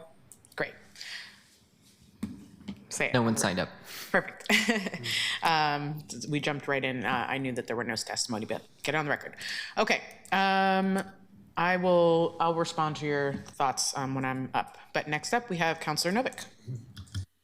And thank you, Madam Chair. Coincidentally, I was coming at the issue from the opposite direction, and I haven't read the research that all the research Councilor Green's talking about, but I've heard the Community First Village in Austin, which has several hundred tiny home residents, held up as a model. And I wanted to hear what did the staff have to say about why 200 would be better? What concerns were there about the limited number of sites for putting any of these places? Were there thoughts about maybe not wanting to foreclose the possibility of using really large sites, like to refer to Councilor Murillo's and my dream, golf courses that you'd preclude if possibilities if you limited to 100? What was the argument for 200? I can speak a little bit to that. I also haven't seen the research that Councilor Green was referring to, but at the Planning Commission stage, we were heavily involved with, or Portland Solutions staff was involved with the project, and so we brought them on board. They were at the Planning Commission, and they shared with us their experience working with operators about the shelters here in Portland, and their experience has been there is a limit. The limit is higher than what the research might show, where the conditions might deteriorate or there's pressures on the services. But the 200 was sort of their absolute cap, and I think their ideal would be more in the hundreds. But they've definitely found that more than 30 hasn't been an issue for them. Thank you. Anything to add? Might I offer also, I think there's two different issues here. One is the land use issue, and the caps that we're putting for the land use perspective are 20 individual shelters in the single dwelling zones, 60 in the lower multi-dwelling zones, 100 in the highest multi-dwelling zones, 100 in the commercial zones, 200 in the EX zones. So the reasoning behind that is because of the impacts, infrastructure, planning reasons, right? Like we have, those lots could be used for multi-dwelling housing and could have similar impacts with similar number of people. So that's like the land use, and that's of course our expertise. And like JP was saying, during the Planning Commission deliberations, Portland Solutions was there to speak to the operational side. So the operational side is a different question. And that's where their expertise comes in. And the operational side, I think they could probably run a 100-unit shelter regardless of zone. So I think what we have here is what the land use perspective is, taking into account what the Portland Solutions and the operators were saying is the economies of scale that they're trying to achieve from an administrative standpoint. I guess another way to say that is we're trying not to use the land use code to dictate their operational choices. We were trying to get the zoning out of the way so that they could still make those. And so setting the number high enough was sort of the logic of doing that so that we weren't in the way of those decisions. And we took a look at all the shelters that were operating. And the fact is that they're allowed to operate until the housing emergency ends next year. And what we were trying to ensure that they could continue operating after the housing emergency expires. Thank you. Councilor Porto-Guinea. Thank you, Chair Avalos. At the beginning of the presentation, you all talked about the selection process for what is included in the reports, and there were a lot of technical steps that you went through. Is there a step where somebody says, do we actually want this policy change? Does this fit with the policy direction that we have been moving? And if so, who makes that call? Because that wasn't on the list that you went through for us. I think we're making that call right here. And at the Planning Commission, I think the legislative process is that process.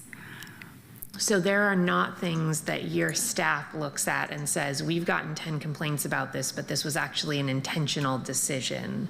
If you got 10 complaints and that's more than anything else, that's, I'm sure, a much smaller number than what you get, but we're using small numbers for the sake of efficiency here.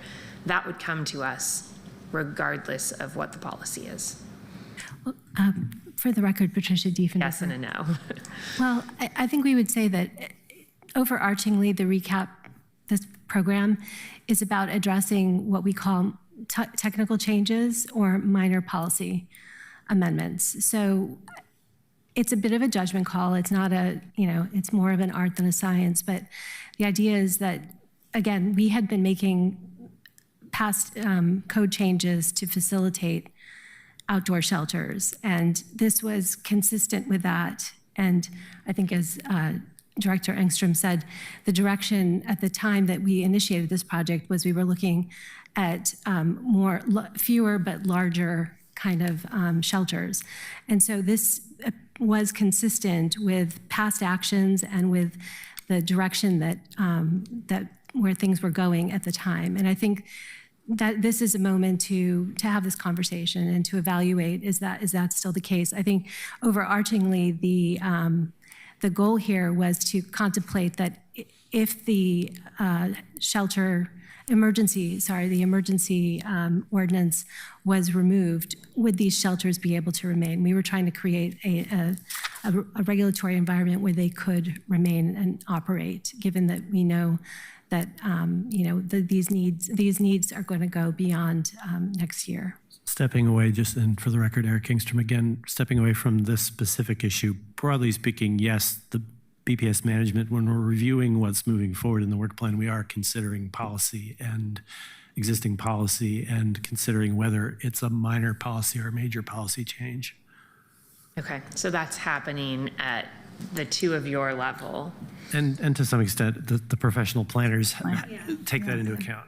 I mean, for example, we receive, and these are suggestions for improvements to the code. Sometimes people will say, hey, I'm working on a development and I'm seeing a conflict between this code and that code. And we look at it and we're like, yeah, that's not what we intended. We should definitely fix that. And that's a minor policy amendment, so let's put that in the next package. Sometimes we get requests for things that are not antithetical to what we want to achieve as a city. And one of the most common ones is that we should be requiring parking. A lot of community members are concerned about parking and apartments in their neighborhoods, and so they want us to have minimum parking requirements. At this point, we're not even allowed to have minimum parking requirements per the state, so no, we don't advance that, but you probably will see it in the appendix of things we did not choose and why it scored low, because it doesn't comport to the goals. Okay, that's really helpful.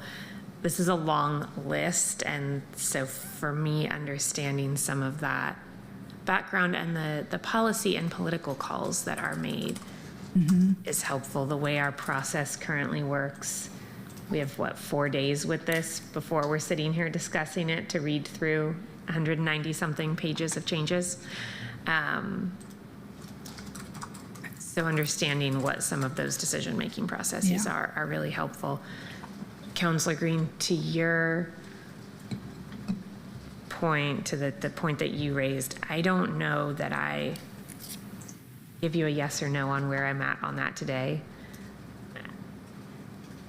I read through most of this and marked a few pieces where I felt like I needed to ask some follow-up questions, not necessarily in this room, but of stakeholders and other groups that are interested, and I'm still working through some of that. But I do think that there's a lot that needs some consideration, certainly. Thank you, Chair. And can I clarify one more thing? I mean, everything in this package we think are good ideas, and so did the Planning Commission. It's not that, and there are many other requests that are still on the list of exploring for future projects. Does that help? That does make sense. Knowing who is making the judgment calls and when and how is helpful. This is the type of work where I think council sometimes feels like we are put in a position of rubber stamping administrative work, and having both that background information and the time to really sit with it and dig in on it is important. I know that the Planning Commission has done a lot of that work, and I have a lot of faith in our Planning Commission, but we are the ones who hear from constituents if we make the wrong call. So I think I just would make a plug here broadly to the ethers that we still need to figure out how to back up the postings so that counselors have more time sitting with documents like this. And that's something that I know we're working on internally.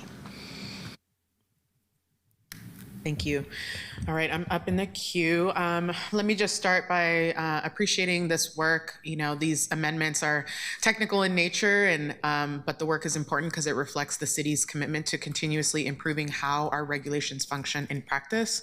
So I'm grateful that we kind of have this ongoing practice of checking these codes. We need to make it easier to build housing and support businesses, and sometimes that's major policy, but sometimes we're just getting into the nitty-gritty here of where our code can be clearer and more predictable and less burdensome. So I appreciate what this package brings forward on that front. As it relates to your prompt, Vice Chair, I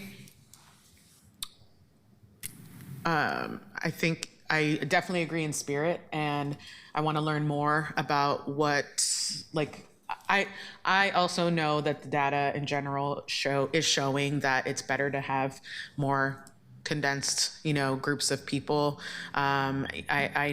For example, I spoke out very vigorously a couple years ago when they were trying to make 3,000 person camps, or 1,000 person camps, but 3 of them or whatever. And so definitely something that we've been talking about a lot in community over the years as we've been standing up all of these shelters or all of these, the pods and things, that we want to obviously increase our capacity as much as possible because we have so many people that need access to these things.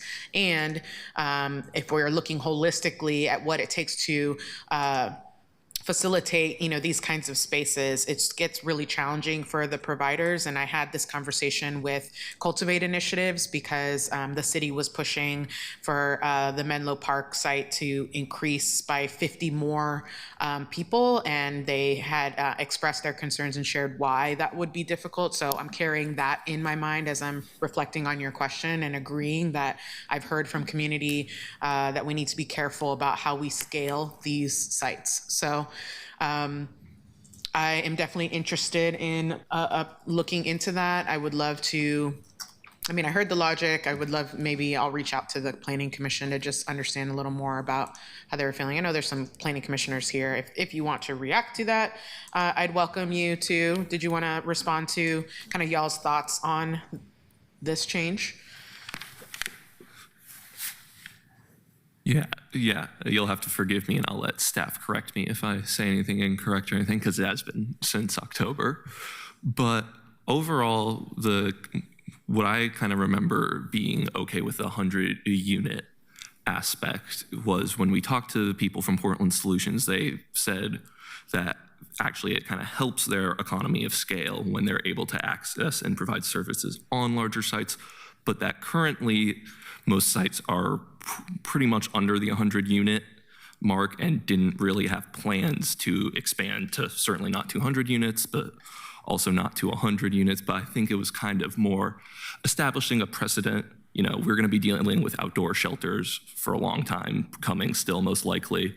And I think a lot of our thinking was having something set in the code helps us kind of navigate in the future in a way that will both help serve our houseless neighbors and also the neighborhoods that are hosting these sites. If that answers any questions for you guys. Thank you. That is helpful, just to hear your logic behind that. And I think just hearing that it's very future focused, right? Yes, we are going to continue to need these sites. We're going to probably need to scale them up, not just on their sites, but creating more of them. So I hear that.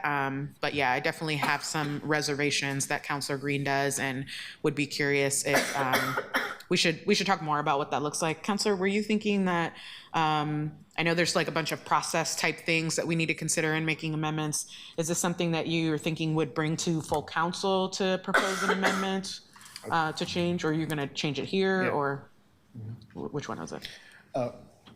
I think it'd be best to try to change it here first. Okay.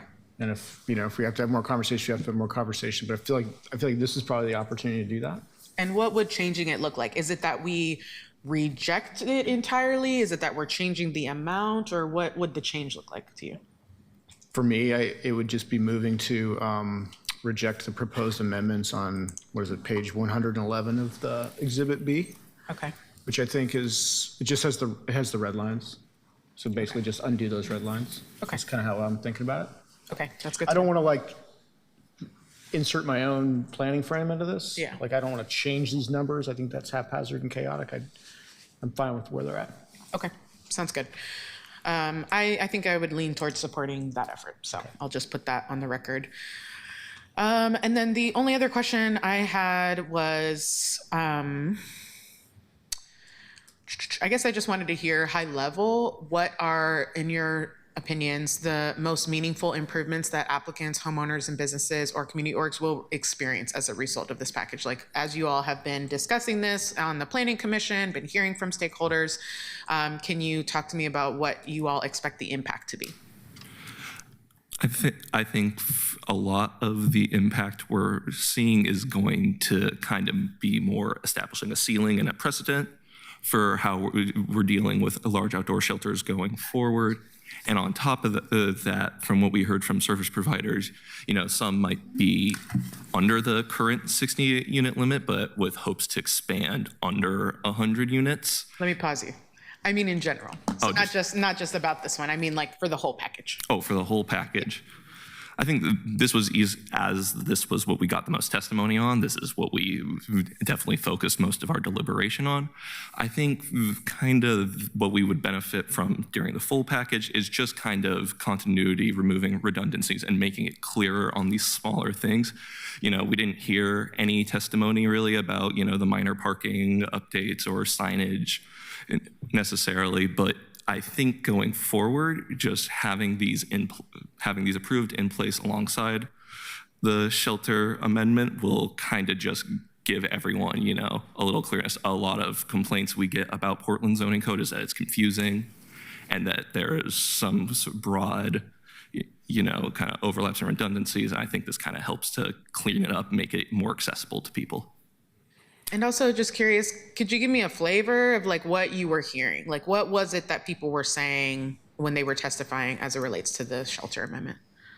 They were mostly concerned that the increase to 200 units was not what they had been kind of promised or heard about when they were talking with both the shelter provider and the city, I believe. I think they were also under the impression that the site in, I believe, Multnomah Village was at some point slated to become permanent affordable housing, and they weren't super either aware or happy if they thought the outdoor shelter was to be both expanded and kept for longer than intended. Thank you. That's helpful to understand. Okay. Those are all my questions. We'll pass it back to Councilor or Vice Chair Green. Thank you, Councilor Avalos. Oh, wait, can I pause you? Yes. Did Councilor Koyama Lane speak yet? Not yet. Let me get to Councilor Koyama Lane and then I'll come back to you. Thanks. Thanks, Chair. I was going down a similar line of thinking, reading in the exhibit that most of the testimony was really about livability concerns, the neighborhood association and residents having expressed opposition to the shelters. Were there any folks there that specifically were coming and talking about concerns around outcomes for those who are accessing the shelters? And did that come up at all, this conversation that we're kind of having about what's the right number? Happy to hear from you all, or Chair Routh. I believe we only had one person come in and testify orally, and their concern was generally about the outcomes for people, but I think mostly overall it was the uncertainty around what's going on. It's a very fluid situation with what they're dealing with. And it's kind of, I think they were hearing a lot of one thing and then another, and they really wanted someone to just come in and give like a concrete answer. And yeah, go ahead. Sorry, just one thing to add is that there's the written testimony that was also provided to the Planning Commission. I don't have it right here in front of me, but I know that there were a few pieces that came in, and I don't know if this was what you were asking, that was in support of the idea that we need these shelters, we need to be standing them up, that there's a need for them in the city, and that these are challenges that we're facing. And so everybody wasn't coming up against it, I guess is what I'm saying. And can someone kind of explain to me how MP14 would look in action? Because I'm looking at like the Multnomah Safe Rest Village. That's one that we're discussing. And on our website, it says that there are 100 shelter units. That's their capacity right now. We're looking at Menlo. It says 75 sleeping units. So is this, can someone explain to me how they're zoned and maybe? The whole point of this that we started off with was so that what exists on the ground today would be allowed to or able to continue operating under the zoning code if the housing emergency were to go away tomorrow, and it's slated to go away in 2027. So what it would look like at Multnomah Safe Rest Village is nothing would change because they would be in compliance with the code if the housing emergency went away tomorrow. At Menlo Park, they'd be able to go up a little bit if they wanted to. There's the flexibility there. It doesn't mean, from what Portland Solutions told us, they don't have plans necessary to expand all these. It was just to have the wiggle room in case as things change and needing to move around. And I know that since Planning Commission, it's been a while, that was back in October, but since then, I talked to them recently. Several of the shelters have closed or are slated to close. And so that's one of the other challenges that they face with this, is that the reality is that it's difficult to cite these. I think that the testimony that you heard, it sort of illustrates that. And so one of their challenges is that they have some sites that are in place. And so citing new ones is difficult. Citing new ones within neighborhoods is challenging. And so then I heard some concerns about warehousing.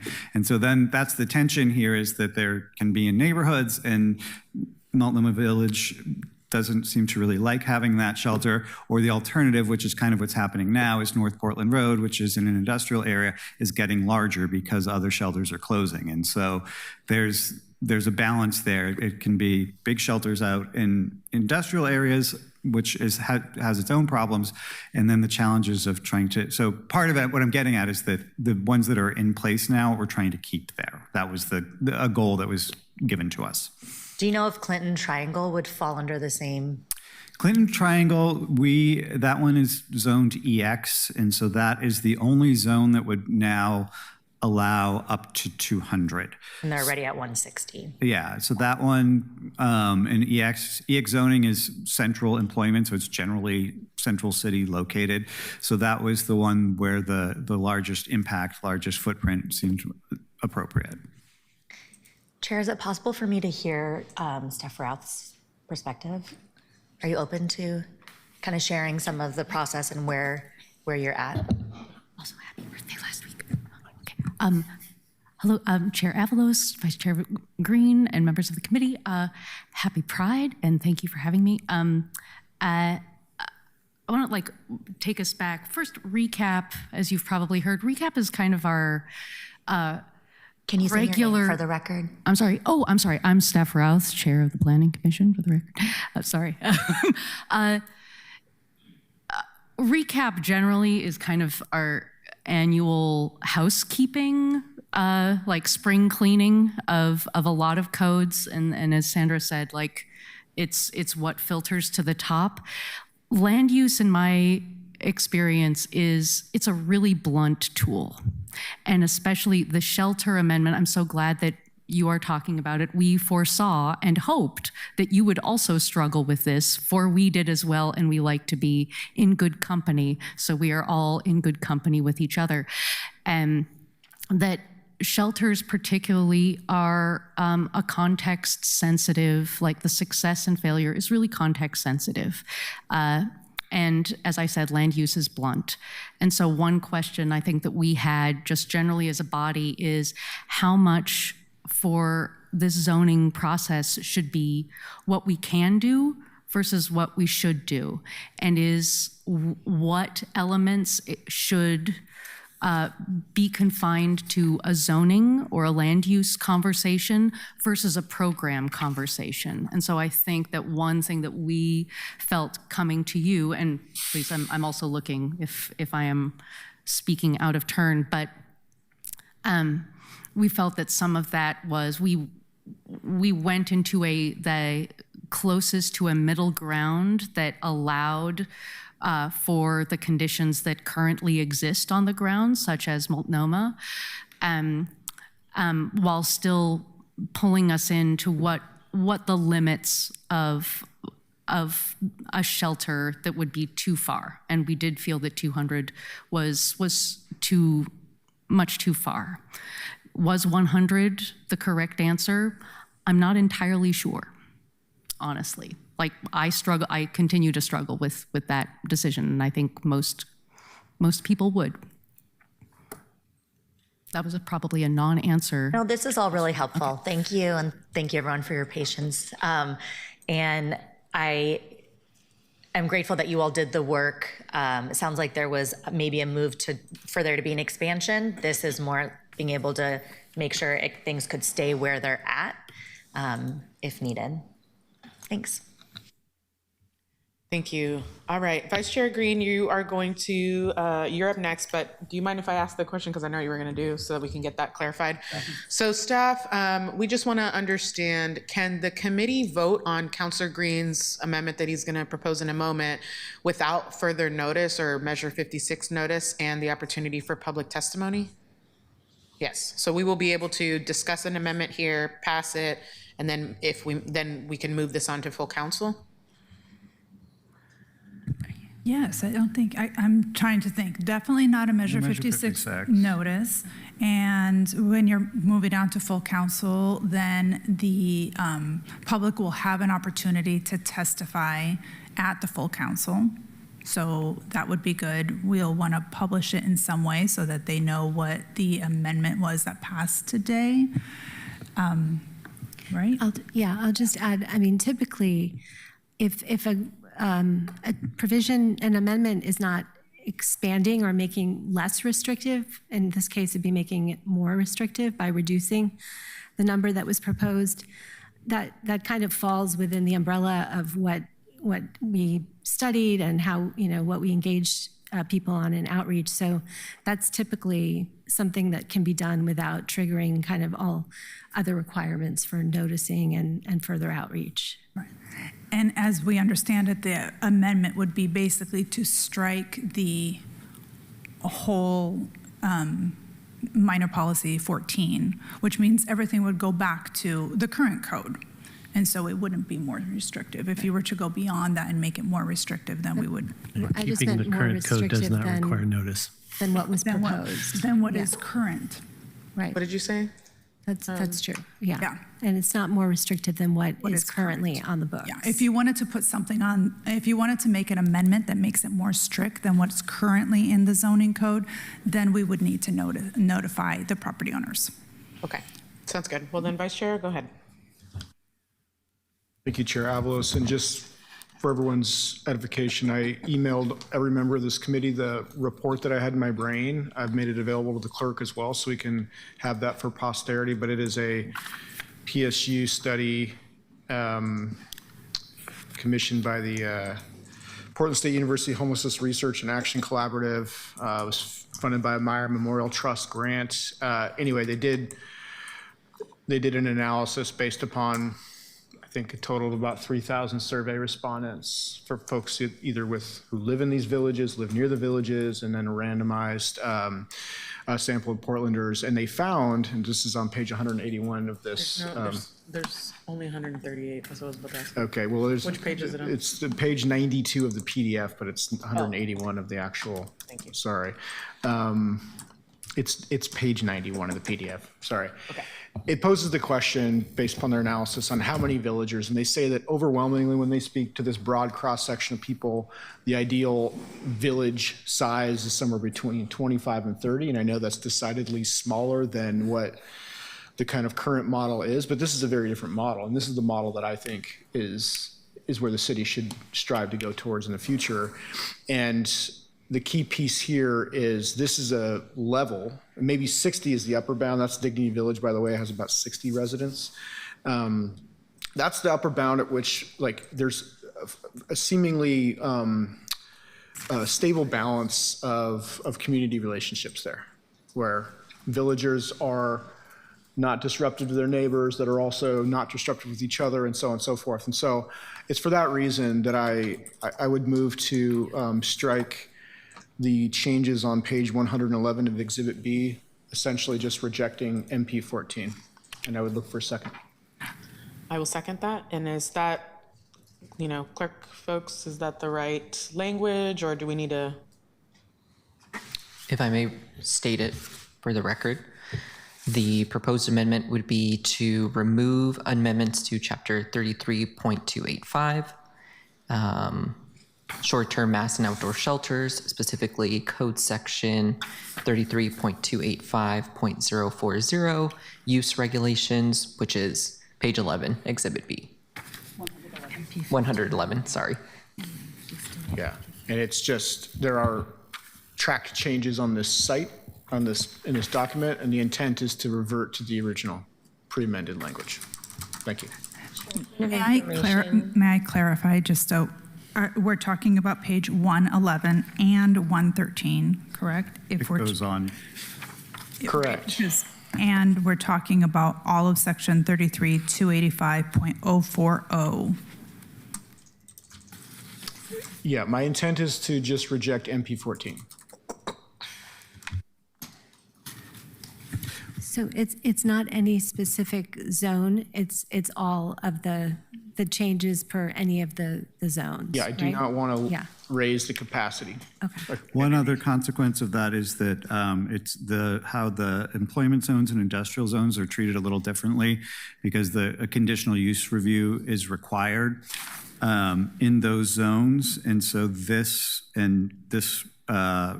on page 113, the amendment would allow any existing outdoor shelters that are in those zones, namely North Portland Road, I forget what else is left that's in the,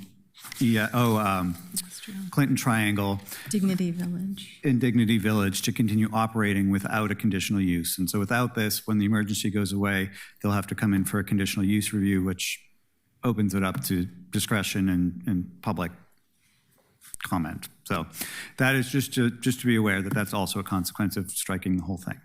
Good, thanks. And so you're saying if and when the emergency clause ends, when does it end? I don't even know. It's scheduled now to end in October of 2027. Oh, okay, good to know. You have to go through the conditional land use permit process again. Yeah, Okay. if they can't get approval, they'd have to close. Got it. Okay. Well, this has been moved and seconded. I chatted the language to the committee members so you can see that in front of you. And we will now move into discussion on this amendment. So, Councilor Novick, did you want to speak to the amendment? Yeah, one thing I wanted to mention, you mentioned Cultivate Initiatives, Madam Chair, and they were actually the organization that told me that they looked to the village in Austin with several hundred residents as a model. So I just wanted to mention that. And so I just wanted to go back to what we were talking about a minute ago. If this passes, then Dignity Village will have to seek to renew a conditional use permit when the emergency expires? That's correct. Are there other places that'll have to go through the same thing? The North Portland Road, North Portland Road and Clinton Triangle. And as far as And Multnomah Village, Multnomah Village has been rezoned to CM2. but they're above 60. Well, that would be, yes, that's a different, I'm just talking about the employment and industrial zone ones at the moment. And the limit we'd be reverting to is 60? I'm sorry? And what the limit we'd be reverting to is 60, is that right? Is that across the board? No. Oh. It would vary by zone. one thing. So it would go back to in single-family zones, this wasn't proposed to change, so the maximum is 20 individual shelters. And some of the lower impact multi-dwelling zones, it's 30 shelters. In the commercial zones and some of the higher density multi-dwelling zones, that's 60. Same with the EX, so that's Clinton Triangle would be limited to 60. And then when you get to the other general employment zones and the industrial zones, they're not allowed by right. They have to go through a conditional use. So Clinton Triangle, Dignity Village, North Portland, and I think that might be it that's left now. In Clinton, I think I said Clinton Triangle. If I didn't, Kenton. In Kenton would all have to go through a conditional use review because there's no cap there. It's just a conditional use. And to be clear, the cap in the other zones that you were just summarizing, that's the cap that's allowed by right. Above that is also a conditional use review. And I apologize for not knowing this, but would the proposed amendment have raised the limit to 100 everywhere or just in some places and left others alone? It would be, the proposed amendment increases it in the commercial zones to 100. In the higher density multifamily zones, it increases it to 100. And then in the lower density multi-dwelling zones and some campus institutional zones, it increases it from 30 to 60. And then the biggest jump is in the EX zone, which is central employment, where that's Clinton Triangle, that goes from 60 to 200. Thank you. I am going to be opposing this partly because I'm concerned about using the land use system to make operational decisions of what happens at these sites, but also I think that given the difficulty in finding sites, I think that this will significantly restrict our ability to rely on the tiny house village model at all.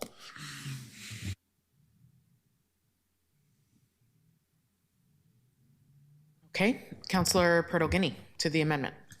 Thank you, Chair. I want to thank Councillor Koyama-Lane for the line of questioning that she went down. That was really helpful for me in understanding the impact here. Councillor Green, I think I need to oppose this today. I agree that we need to look carefully at the size of a lot of these villages. And you and I have talked about that. There are some that I think are getting too big.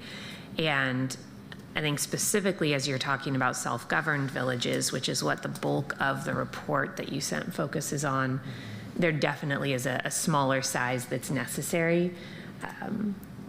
Some of the villages that we have that are not the self-governed villages, but more of the top-down structure that are pretty large, have been able to be successful, some less so, right? And I have concerns about what we're doing out at Portland Road. But what I don't want to do is create a scenario where we have villages that can't operate once our state of emergency goes away. I would be interested, if we had more time, which I don't think we do, unfortunately, in thinking about how we treat new shelters and what is sunsetted in and what's not. But I don't want us to lose shelters, and the warning specifically that one of our self-governed villages would have to apply for a land use variance if we don't make this change when that state of emergency goes through, or goes away rather, is a big red flag for me. I don't want to put them in a situation of needing to kick people out or lose their land. And so I think that given that piece, especially, I can't support the wholesale change today. Thank you.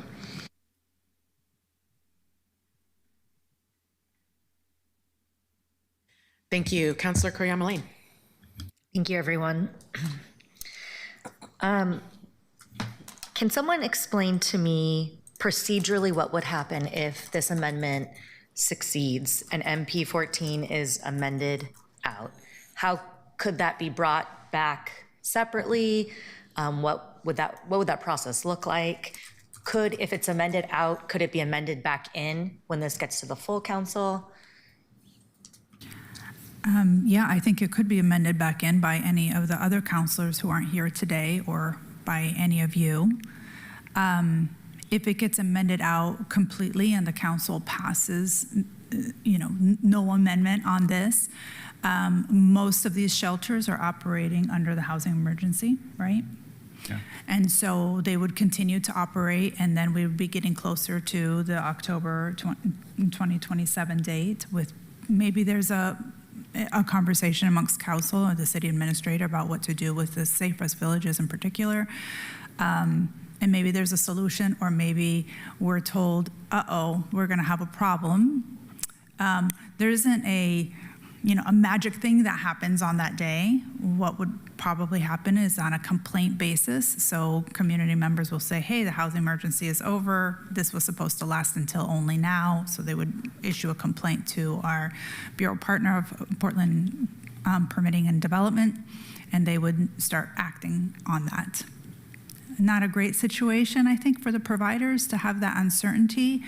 A legislative process takes a while.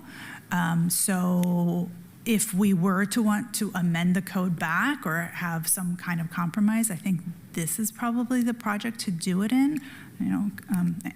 Director Engstrom or Patricia can correct me if I'm wrong, but I would be concerned that we think the problem's gone away and then we get to next summer and all of a sudden we have to scramble to come up with a different land use solution when possibly what you're looking for is an operational solution. I will say I'm concerned about the idea of many of these sites at some point having to close some of their beds and wondering, assuming that means people are pushed to the streets or to the congregate overnight only shelters, which I think are not as preferable. Even though October 2027 does seem close, it does seem like there's some time. I am interested in actually talking to some of my colleagues at the county, some of the commissioners, and seeing what their perspectives are. And so where this lands, however I vote here might not be the same that I vote at the full council. So I'm interested in supporting it, but having some conversations to see if it's something that can come back in. I appreciate this study that you shared. I'd like to look at some other studies too, and I also want to acknowledge that a lot of work has been done, and that this conversation isn't over.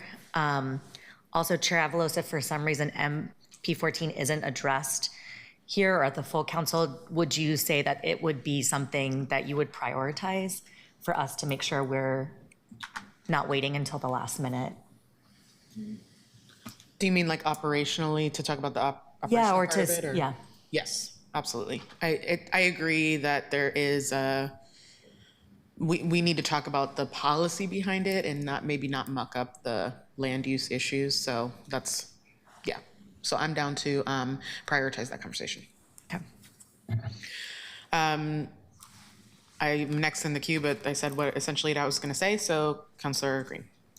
Thank you, Chair Avalo. Colleagues, I'm going to withdraw my amendment, actually. I've been moved by the discussion.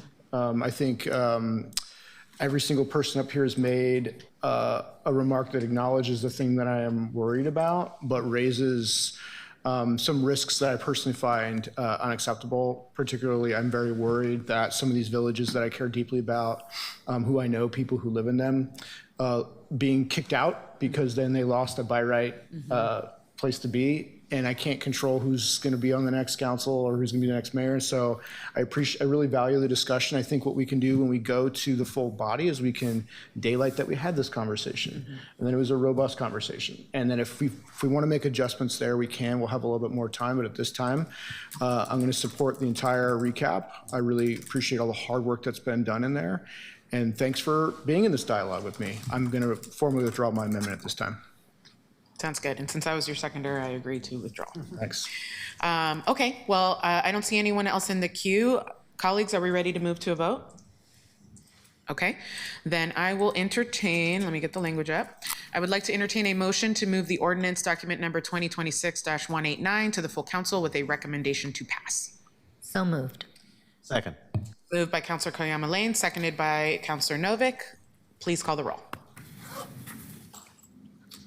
Pertl Aye. Koyama Lane, Thank you for all your hard work. Aye. Novick, Yes, thank you very much. Aye. Aye. Avalos. Aye. With 5 ayes, the motion carries, and the ordinance document number 2026-189 will move to the full council with the recommendation it be passed. Thank you so much to all of you for your hard work.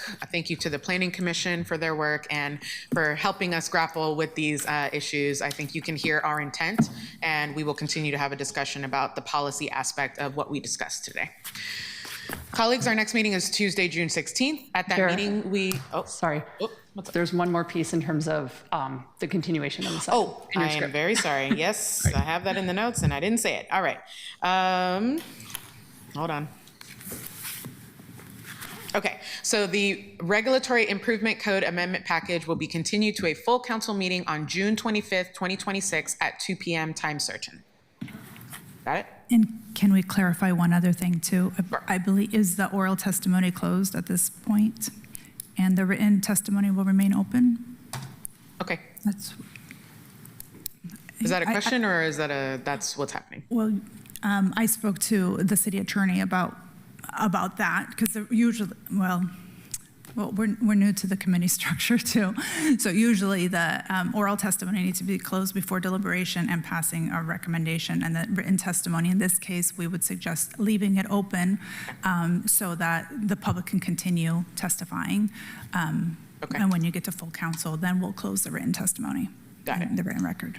So to confirm, oral testimony is now closed. Written will continue until the council meeting. Correct. Is that correct? Okay, perfect. Thank you.